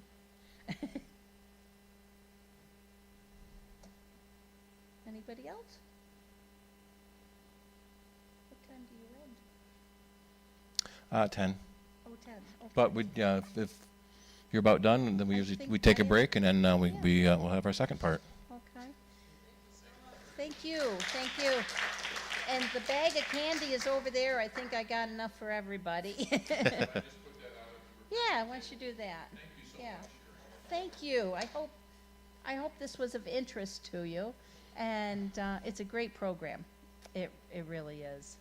What's the name of it again? InDesign. Adobe InDesign. Right. All right, so we'll probably take about a 10-15 minute break. We have some refreshments out there, thanks to my wife Shirley, and I can take any dues for people that need to update their dues. Thanks. I can check your membership to see when they expire too. I do. I don't have them for my photos. I do have. Oh. Yeah. Yeah, yeah. Oh, okay. Yeah, absolutely. I also, just because I'm in front of the computer for so long, I was missing the, talking to people aspect, so I also do Norwex, and just because it gets me out. But my phone number is on there.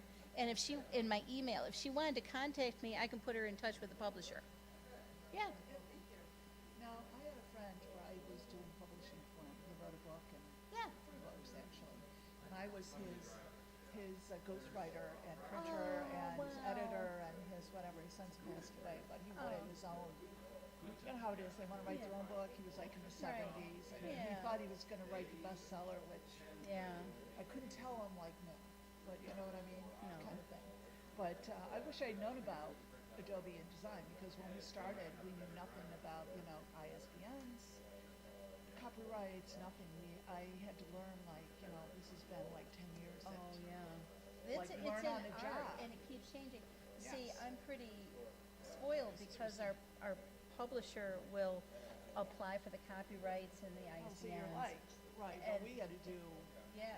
every part of it. And then I met a person named Bootstrap Publishing, and she started doing all of it Really? and everything. So now she helped me, and then I was doing books for authors too, because she got me into typing Yeah. for her as Yeah. a editor kind of thing. And then now she's people's life stories. It's not novels per se. It's Yeah. people want their own thing. It's not Yes. too far, so to speak. Well, and this publisher will do there's a division that's Well, she's got her- self-publishing. Well, that's her own company, so she Oh, just that's does her her. own. Oh, awesome. And she's done it for a long time, and she started out, way back when too, and then had to adapt as Yeah. everything kept changing kind of stuff, you know what I mean? Right. Because Right. it's so different than, which was when my friend was doing his book, I had to keep telling him, he's thinking like traditional author, like there's an editor, agent, all this stuff, and he kept saying, well, you have to follow these rules. And I said, and he's trying to get me to do all these things. And I'm like, wait a minute here, I have no practice. You're my practice. I'm like, I have no contacts with people to say this is how you do it, and it costs money. He didn't want to spend money, so that's why he Oh, kept well, trying to get me there to you do go. it. And I'm like, I can't. And now, Publishing, it's the different now. agents have kind of gone away per se. Yeah. They want you to do your own legwork. So if I finish a book, I'm already talking to the author, okay, when is your book signings? How are you getting out there? They want you to do that. Right, but part of it is with the agent part of it. That's the one part where Yeah. you need someone to do that legwork unless you Yeah. know people Yeah. that you can send the book to, because Right. you can do all the other parts of it, but you can't, how am I gonna get people to buy my book? That's the Right, biggest stumbling exactly. point. You And wrote the that's- American Dream bestseller and You got everything else and you you're got like, everything, where am yeah. I gonna sell it now? So you need a publisher to kind of guide you through. Or somebody that, you know, it's, Right. to me, it's like worth the money to get someone who will put you out there. Oh, 'Cause yeah. I always go and read these things about, you know, where it's a new author, and then they'll say, oh, there's a bidding war out there. And you're like, well, who did they send anything to that somebody Yeah, well, didn't see it to read? And I they mean, probably already wrote 3 books that sold well, and then an agent will go, hey, I want you. But again, you gotta give it to somebody to look at and Yeah. say, Yeah. you're a good writer, you know, or Yeah. you know someone. That's really kind Right. of how I found a lot of people. And you need a good, proofreader, you need a good editor. Because no one's gonna look at anything if it's not edited I well. remember once years ago, there was a writer that I used to read a lot of romance books, right? And she was a fairly well-known name at the time. This was years ago, right? And I remember reading this book and going, it was the worst book I had ever read. I mean, the grammar was bad. Yeah. The whole, like, following through the plot was bad. And I got, like, halfway through it, and I'm like, hell, who would publish this woman? You know what I mean? Like, because she had done enough other books, I thought, well, obviously they published another one, but still, somebody must have looked at that and said, how could you publish this book that was like, Are using grammar and full sentences they and can't even spell their name and in cursive. spelling. They can't even spell my son. Yeah. It's like, Teach it anymore. he cannot write his name in cursive. And I took him that's to the DMV a couple of years ago when he got his driver's license. And the woman said, his kids come through 16, 17, whatever, they cannot spell their name. And even my son, I look at him and go, all it is printing with a loop, connecting the words. And I said, you guys, 27. Seven. She's got 2 kids. Grandpa. Yeah. Oh my goodness, we go back to high school. Nope. Nothing here in Westland. Henrietta Wesleyan, that's right. Oh, see, yeah. look where you meet people. Yeah. Well, I saw her name and I didn't know if it was the Cherie Wood or not. Well, there's a celebrity, but that's not me. They cleared your name, not me. Yeah, that's right. How are you? I'm doing okay. I was at Thomson Reuters for 23 years. Got laid off in December of 16 and was out of work for a year. Now I'm working for Agritouch, which is their contractor with Sirius XM. Oh, wow. So I just started there at the end of January. So how are you doing? What about the health problems that you had before? Oh, I had, my asthma. Okay. But I had 2 knees replaced last year. What about your lung? So that was the big thing. Yeah, you know something? I'm not using as many chemicals in the home like cleaning stuff, Okay. which I found was a huge advantage for me. Okay. And I went down from 5 asthma medications to 1. Okay. And so much better. When they came out with singular, that took me off of prednisone, everything. Okay. Doing fine. Do you have a card? Well, I do. You? I don't have like, I didn't bring my publishing cards with me, but like I was saying, I'm behind the computer all day long, so just to get myself out, I'm selling Norwex. Okay. Do you know what Norwex is? Nope. Okay, that's goes back to the asthma thing. It's an enviro cloth, and it has silver in it, and bacteria can't live on silver. Okay. So you just wet it, wring it out, and it'll take off 99% of all bacteria Oh, off wow. of everything. It's out of Norway. But once I stopped using a lot of the cleaning chemicals, I got really better. And somebody suggested, hey, try the cloth, see what you think. So I need to clean up, but tell me more. How you doing? Well, I'm doing okay. Debbie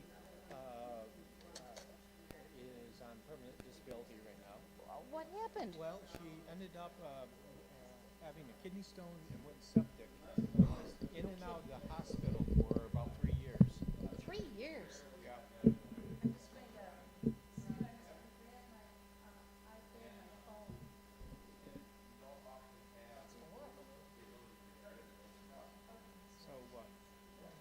Thank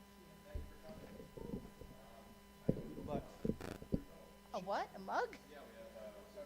Oh, well, I'm going to have you come out to the house pretty soon, and so beautiful. So thank you. 3 years. yep, so in and out, and so she's actually on disability for her arthritis. She's got psoriatic arthritis. She also Aw. got intestinal bowel problems. She's got a lot of things going So on. yeah, she doesn't do a whole lot anymore. Uh-huh. So, but Sorry, please say hi oh, for I will. me. That's why I wanted to her. So Yeah, because we she's- should go sit have coffee sometime. Catch and up. I've been talking to Oh, yeah.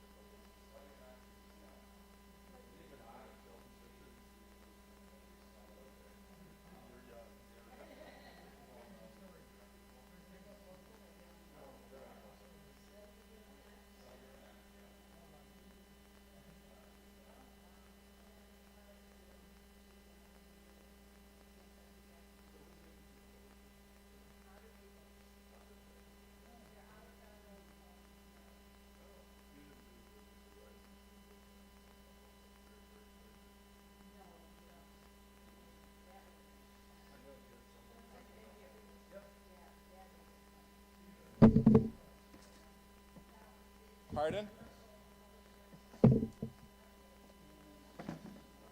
Oh, the Guten print list?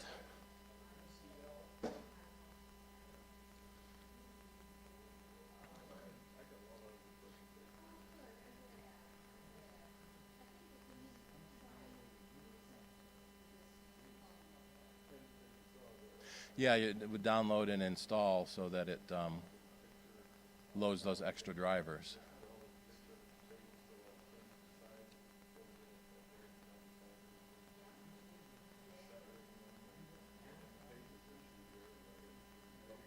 Yep, with Safer. With you, with 95. I started with Jackie in 92.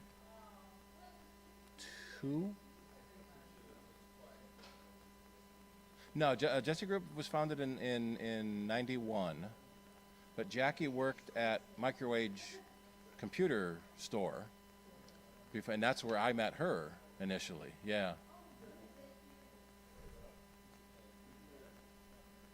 Kondo, yeah, Kevin Kondo, yep. Yep.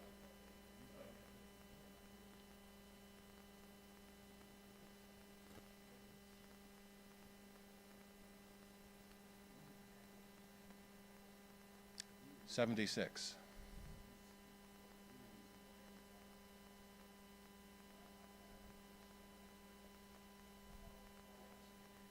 Oh, the big CRT one? That was 98. Oh, the Performance. That was in the early 90s. Yep. Yeah.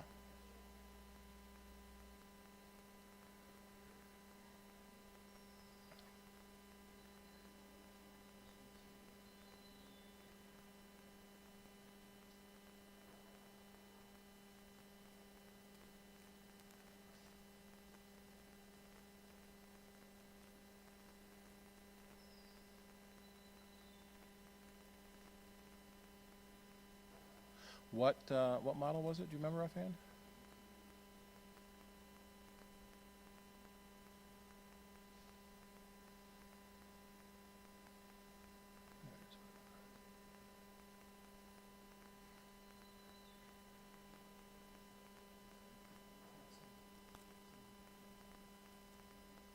Yeah, but it has to be a connected printer.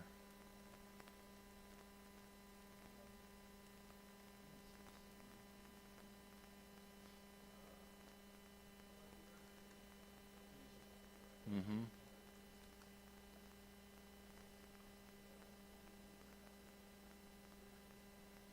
7300 series.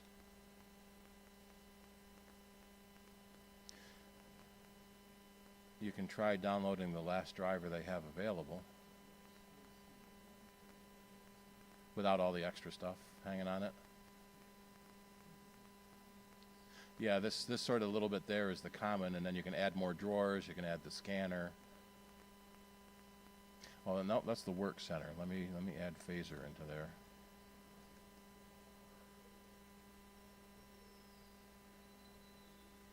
No, it's all coming up work center. I remember a 7800 phaser.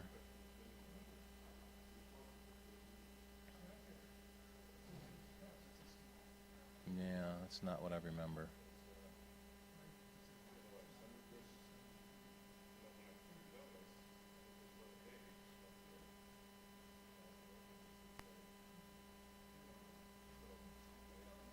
Replaced by the 75. Let's see. Software. What about drivers? All software.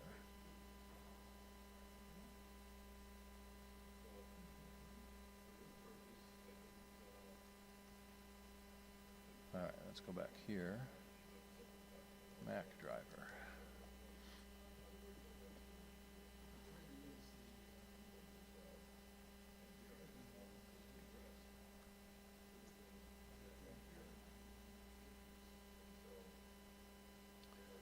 .6 is the last driver they made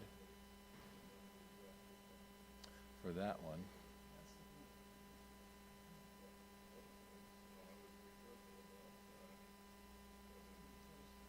Yeah. So you can sometimes just try the last driver they made can work, or delete the driver that's there, add it back, and the OS will try to find the best driver it can. Yeah.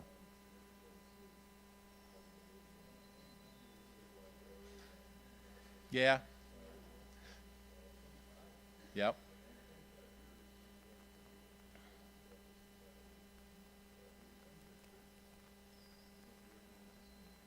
All right. So now the stream is working. Why wasn't it working earlier?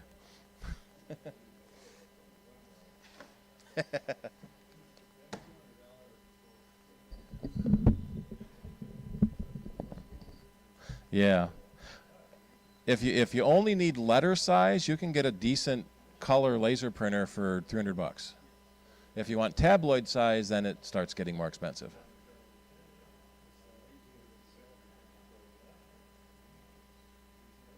Yeah. So I think that's, yeah, the powdered toner. We've had a lot of luck with Brother printers, yeah. Unless you want to do graphics, then there's the Phaser 6800 series is their smaller home printer type. Yeah. Mm-hmm.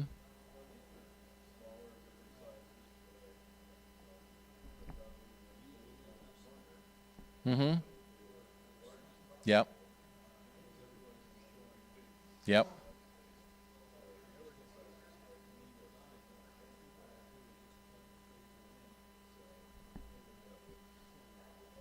Yeah. Yep.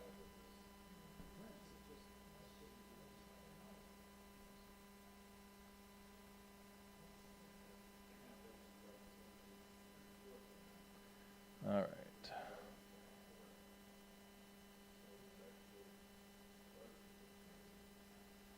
So now the stream is working. It wasn't working earlier.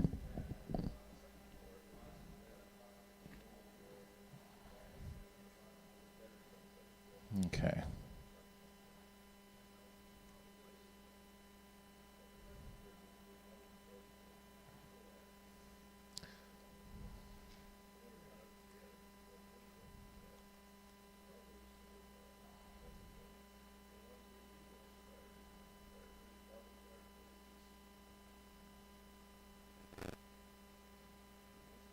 Actually, 6 colors has got a better one for that.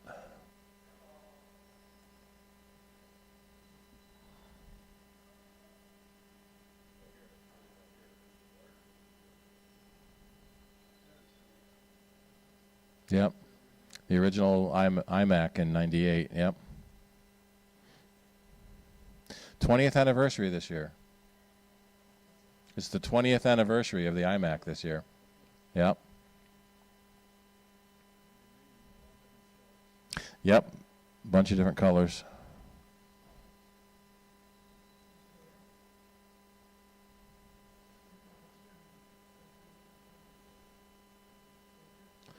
All right. Can I search his site?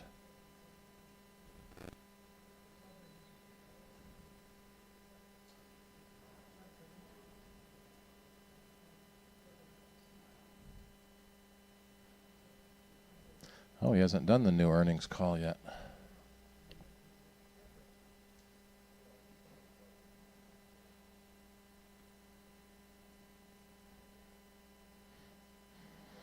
There we are.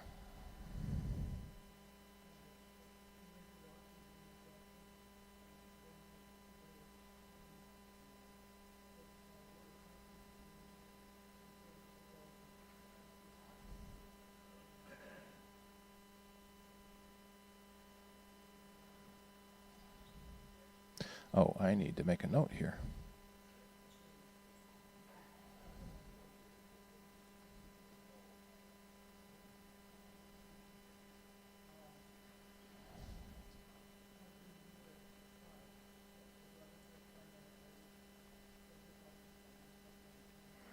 Bob, you were the one that paid dues too, right? Yeah. Okay. Make sure I put it under the right person. Yeah.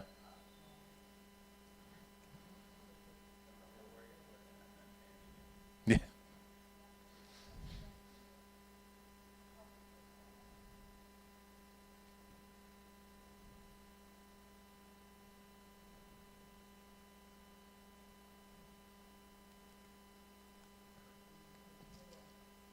All right, how we doing?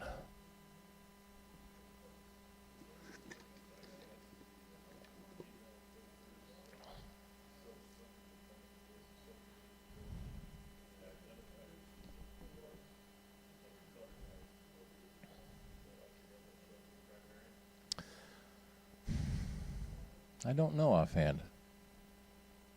I guess let's start then.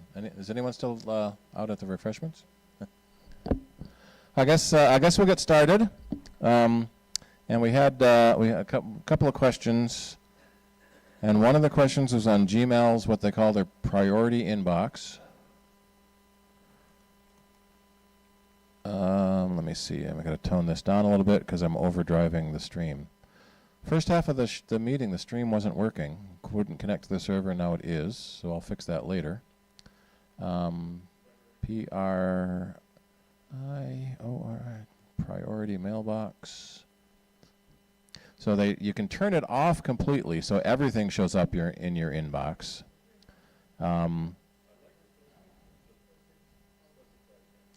Yeah. So if there's a way to put something in the inbox that isn't already there, add them to your address book often works. So then, because they're in your address book, it might put them in priority because it assumes those people are popular. Yeah, you can also hit the star to make that person important, and that might put it in the priority inbox as well. When you're looking at a message, next to the checkbox, there's a star, so you can star people, and that also lets you find all your starred messages as well. Right, the sender of that message.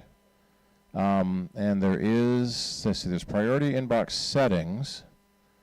What does it let us change?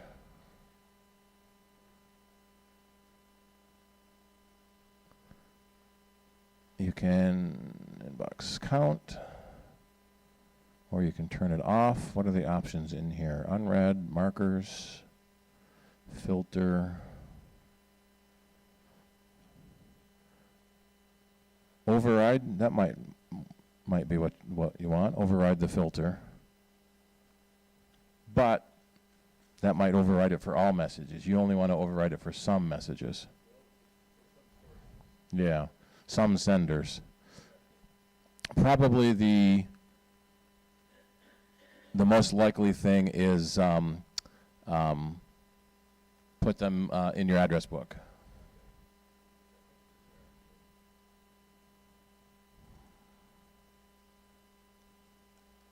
Let me see if there's, unless anyone else knows a way to change the Google priority inbox, so messages that are normally under social, you can have that specific person come in your priority instead of under social.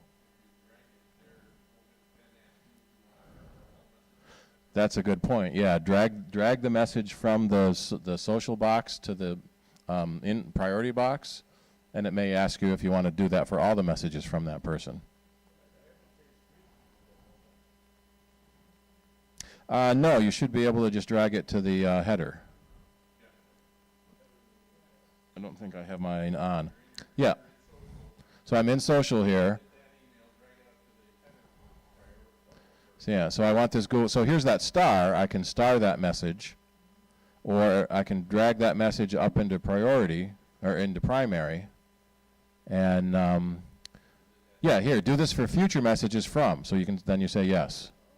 So you drag the message from the promotion tab onto the primary tab. And so my Google Analytics are now going to go into primary all the time.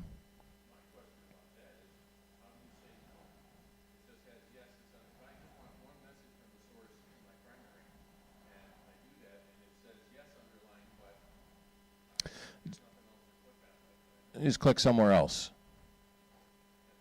Yeah, so if you don't say yes, it assumes no. So if I click on another message, then it goes away, yeah.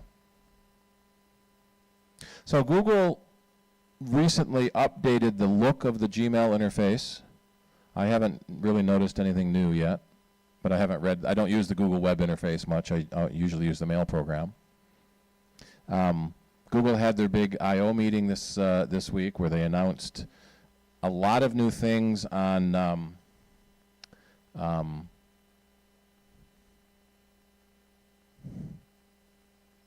artificial AI, artificial intelligence.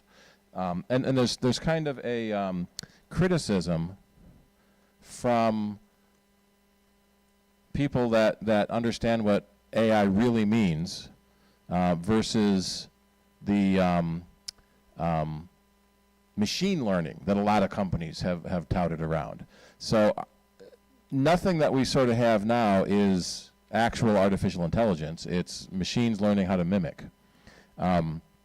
And one of the things they really did, or they did that was really cool, Can I find where it's listed here?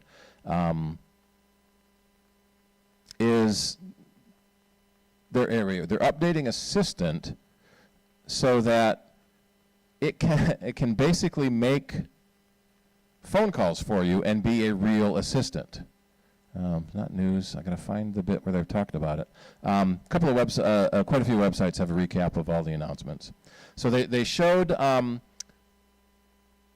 assistant calling a restaurant for a reservation and being able to answer questions back. You know, what day, how many people, and being interrupted and recovering. So, did you 7 people? No, 4 people. The example they gave was, I want to make reservations on the 7th for 4. And the person at the other end misunderstood and said, 7 people. And so, no, 4 people. So the assistant was able to correct that. And so it's a really interesting leap forward in what we're calling our assistants, the Google Assistant, Siri on the Mac, and Cortana on Windows, that they are getting smarter and smarter in the fact that it can do more and more things and actually becoming an assistant. So instead of instead of in your busy life needing to call the restaurant and make reservations for the lunch meeting, you tell your assistant to do it and then invite George and Bill and Fred, call the Russian team room, make a reservation for next Friday at 1, and invite George and Bill. And it did. The other one that was kind of neat was who was governor in California when this specific sports guy was drafted, and what team was he drafted to? And parsing that sentence out, it did. I'm sure it was a canned demo, so I'm sure they made sure it worked. But so the answer was Arnold Schwarzenegger was governor in 2007, and I forget the guy's name, was drafted by the Seattle Supersonics. So it knew the guy being drafted, and Schwarzenegger was governor, not governor being drafted. So it was really good how they were able to parse that out. And because Google has got so many trillions and trillions of web searches, that they're able to understand this type of stuff. There used to be a service called Google 411, where you would call a phone number and ask for telephone numbers, 411 from Google. And they ran that for several years and then shut it down. And the background story is they didn't really want a 411 service. They wanted to capture all of those conversations to teach its AI how to understand spoken words. So now in Google Docs, you can bring up your dictation, and you can dictate fairly accurately in Google Docs. So Google is always adding more and more things to its Google Assistant. One of the concerns we're seeing is that Google knows so much stuff about you, because a lot of people use Google services. They use Google Web Search, Google Email. There's so many different Google services that it almost knows too much about you. And Google's primary business is selling you ads. So it's okay that they read your email, pick out keywords, and then show you an ad based on a keyword in your email. Where Apple has always been more privacy focused. And the general criticism of Siri is it doesn't do as well answering not really arcane questions, but it does really good at specific questions. What's the weather tomorrow? But it doesn't do very well about who was president when somebody got drafted. And the general thought on that is because Apple is more privacy focused, they don't track all of the stuff you do. And they don't save all of the stuff you do to look at and analyze. But Apple is doing a lot of machine learning as well, and they have a system they're calling Differential Privacy, where they can say, watch your web search, but not know that it was you making the search. Where with Google, and even more so with Facebook, that you typically are logged into your Google account when you're searching. In fact, quite often you don't even You don't even realize you're logged in. If there's a little icon up in the corner, you're logged in, and Google can read everything you do.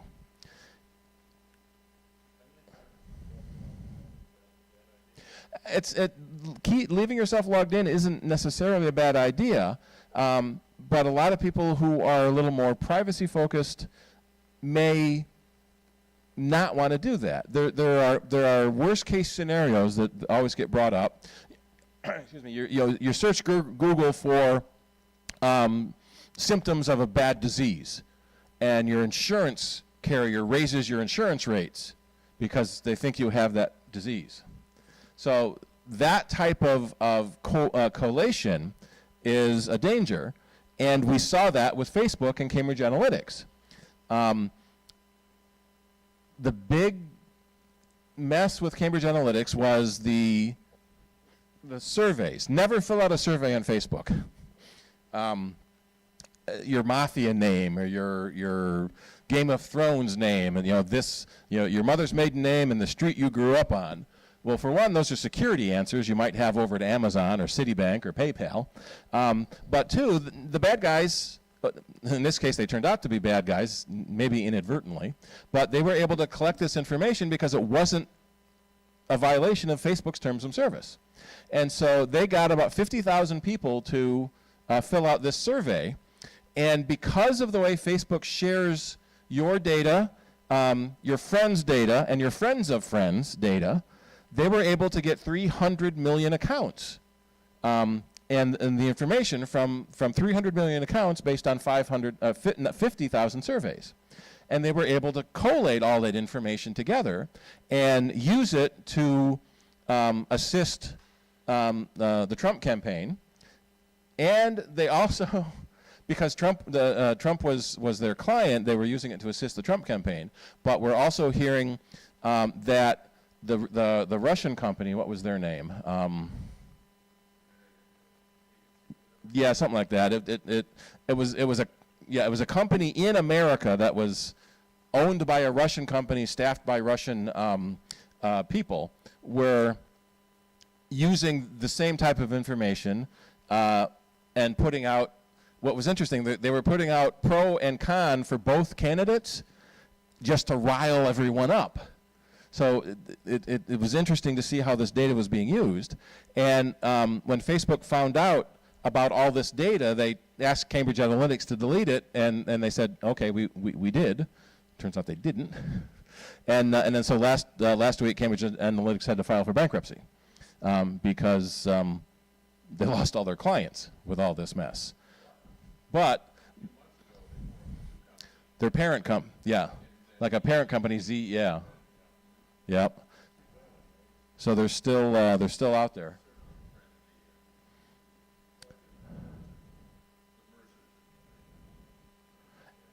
Data is the new one.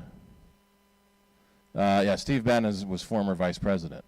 So Data is the new company they founded in August of 2017, just before the election.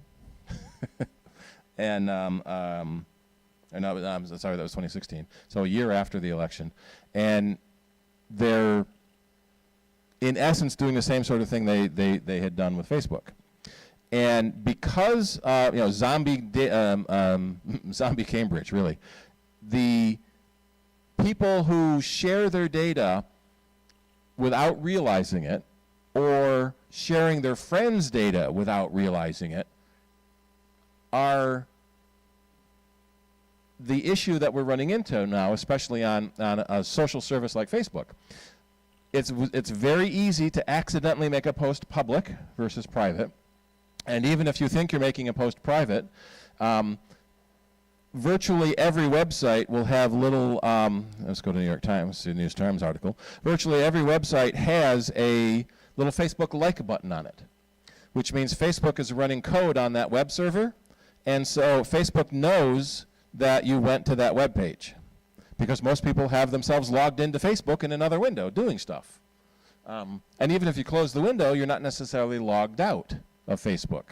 So here we go. So Facebook and Twitter both have little buttons on there. So their code is running on the New York Times website. So now New York Times knows Facebook knows I went to New York Times because that icon got pulled out of Facebook.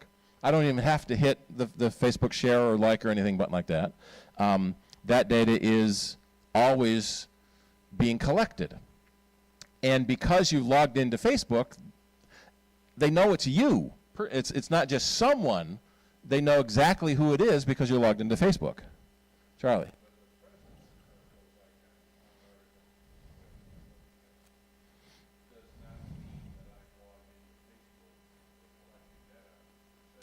Correct. Just the presence of the icon doesn't mean you're logged into Facebook. You have to specifically log out of Facebook when you are done instead of just closing the window.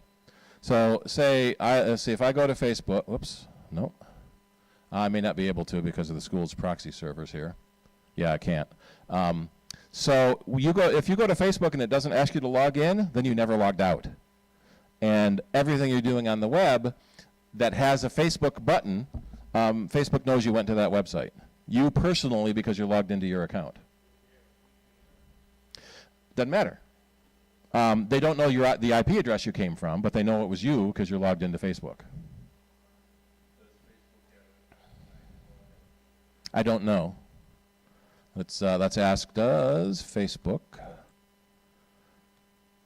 have an A2 automatic log out? If you turn it on.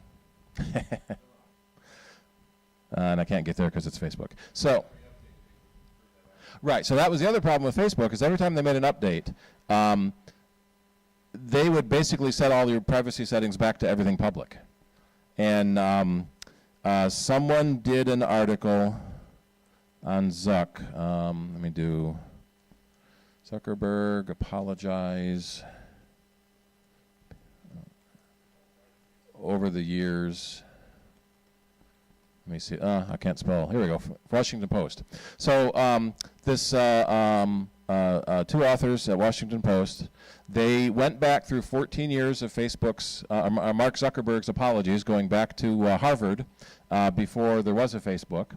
And every time he did something wrong, he would apologize and say he was going to do better.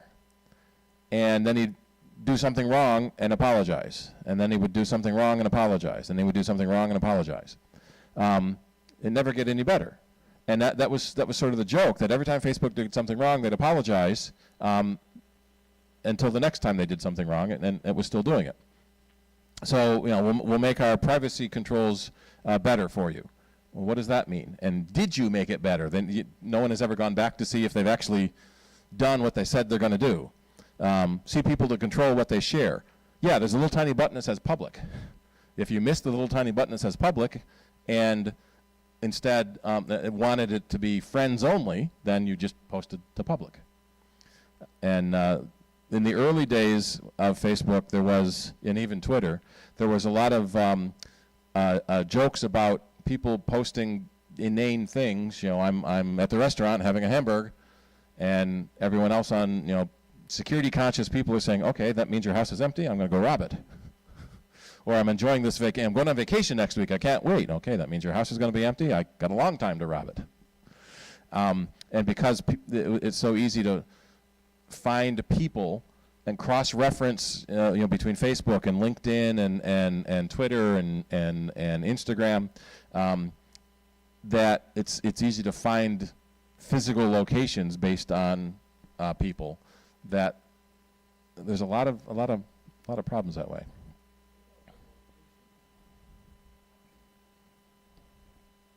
Yeah, so location options. Many apps websites, let me go to weather because I know that will ask me. Many websites will ask to use your location. And this time I'm going to turn off our ad blocker. I'm not going to turn off my ad blocker because then you get malicious ads that infect your computer. So one of the things you can do is have a website know your location.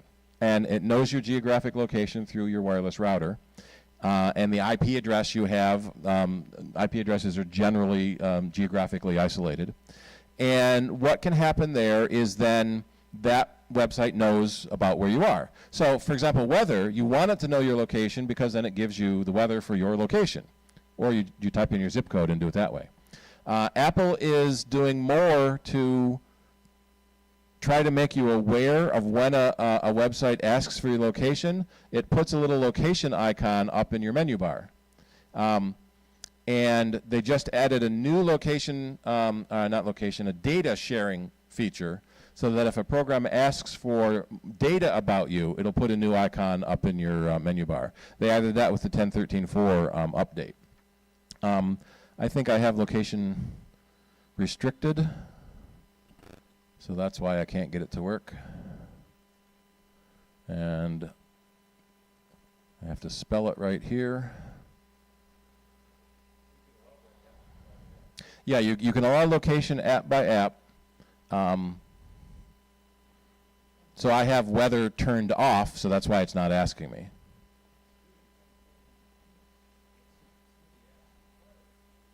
Yeah, a lot of apps will want to require to know where you are. The other thing that you will get is notifications. Do you want this website to give you notifications? So this is a news site, so it's going to push news to you. And that may sound like a good idea, but on a site like like CNN, there's a new news story every 5 minutes. And so it's constant notifications. And so you for that you would go into your, that's not what I wanted. Safari preferences and websites and notifications. You can set what websites you've allowed or denied, and then it won't ask you anymore if you say allow or deny. If you say allow, it will be there. If you say deny, it will be there. For CNN, I haven't said either, so it asks me again. So you can decide which websites you want to be able to send you notifications.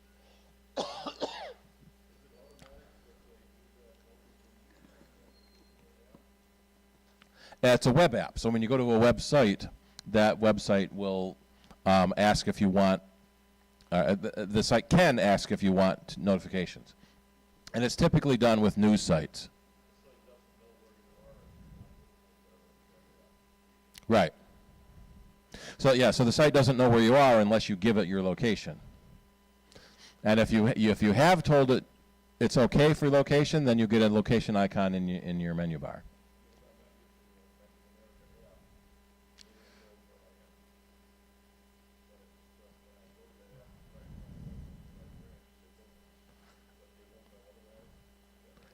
You have to have the website open for the location to be in use. Yeah.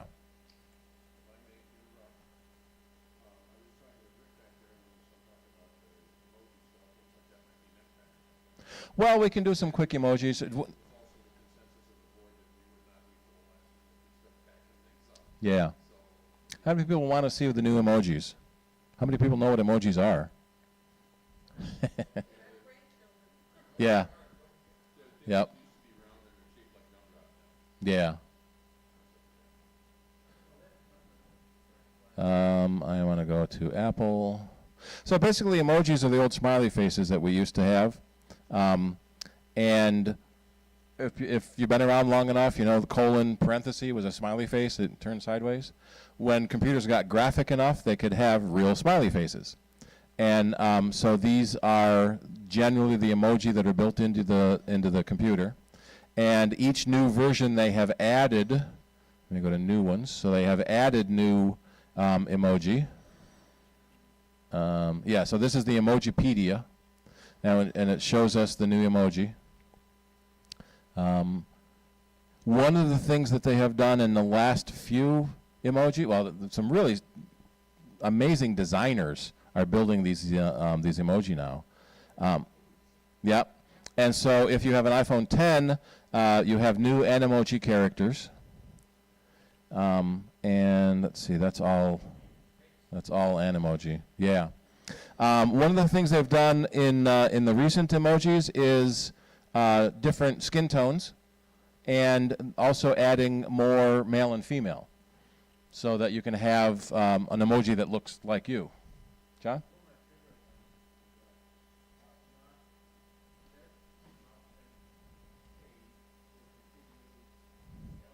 Yeah, Shift Option K is the Apple logo. You can type emoji if you're more often on the iPad. Your keyboard has an emoji icon that switches you into emoji only. On the computer, if you go into where is it? Language and region. Oh no, keyboard. There is a setting. There we go, to show your keyboard and emoji viewers. So now I can go up into my menu and bring up my emoji viewer.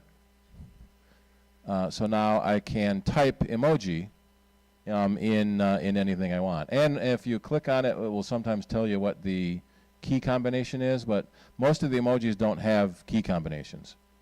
So the big thing you would do an emoji in would be like messages or email, where you want to send an emoji to someone. And in messages, you have a little emoji icon that will show you the emoji you have in the system. So you've got a lot more emoji. In fact, Google I/O started out with, there were two critical problems that was the joke. The hamburger emoji, let me see if I can find it here. The cheese was on the bottom of the meat. So it was bread, tomato, lettuce, meat, cheese, bread. And everyone apparently, or Google apparently, got a bunch of tweets about the cheese being on the wrong side. So they fixed it. Yep. So Sundar, Sundar said he was a vegan, so he didn't know where the cheese went anyway on a hamburger.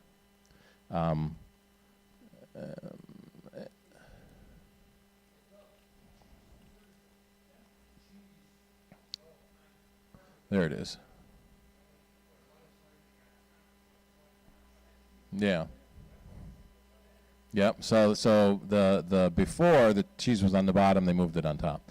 So you want your cheese to ooze down over the bun, or instead, or have the cheese is going to ooze down over the actual bun instead of the meat. Yeah. Yep. And then the other one was the beer. Oops. Is it? Yeah, the beer emoji had a problem. For some reason, the foam was floating on top of the glass. So they fixed that. In fact, here's probably, yeah, so they fixed that, so now the beer goes all the way to the top of the foam.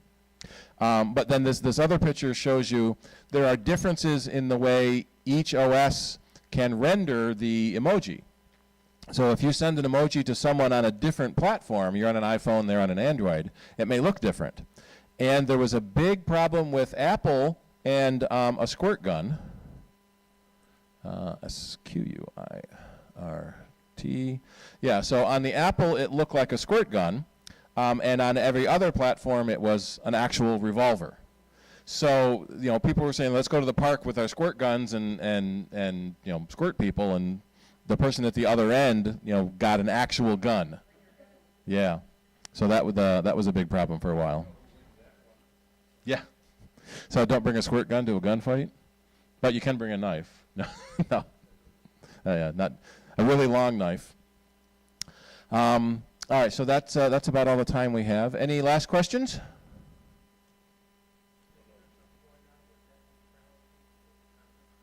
I did hear that, was it Oregon? A couple of different states have passed their own net neutrality.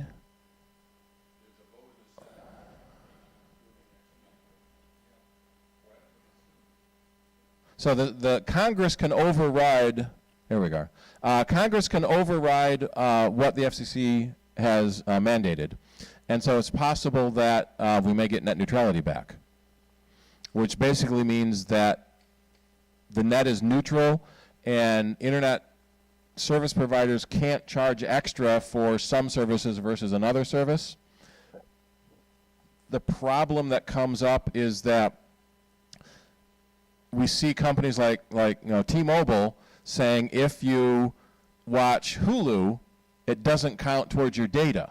Oh, good, I can watch Hulu. But if you watch YouTube, it does count towards your data. So that's not being neutral. But for people looking at it, oh, I get free Hulu, great. Yeah, but that means the other guys have to pay extra.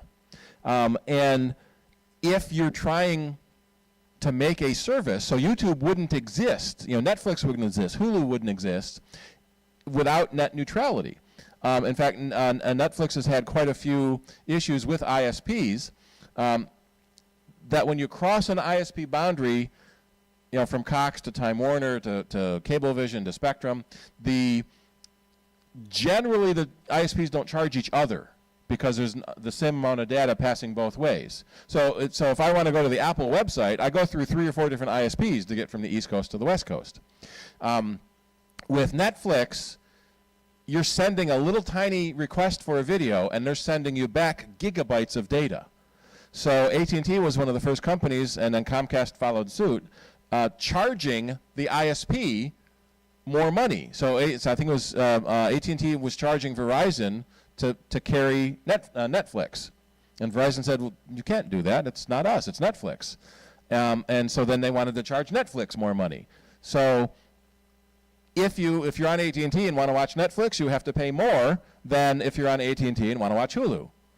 Because of so that's why we need net neutrality. We want the net to be neutral. It shouldn't matter who you're going to, what internet provider you're using.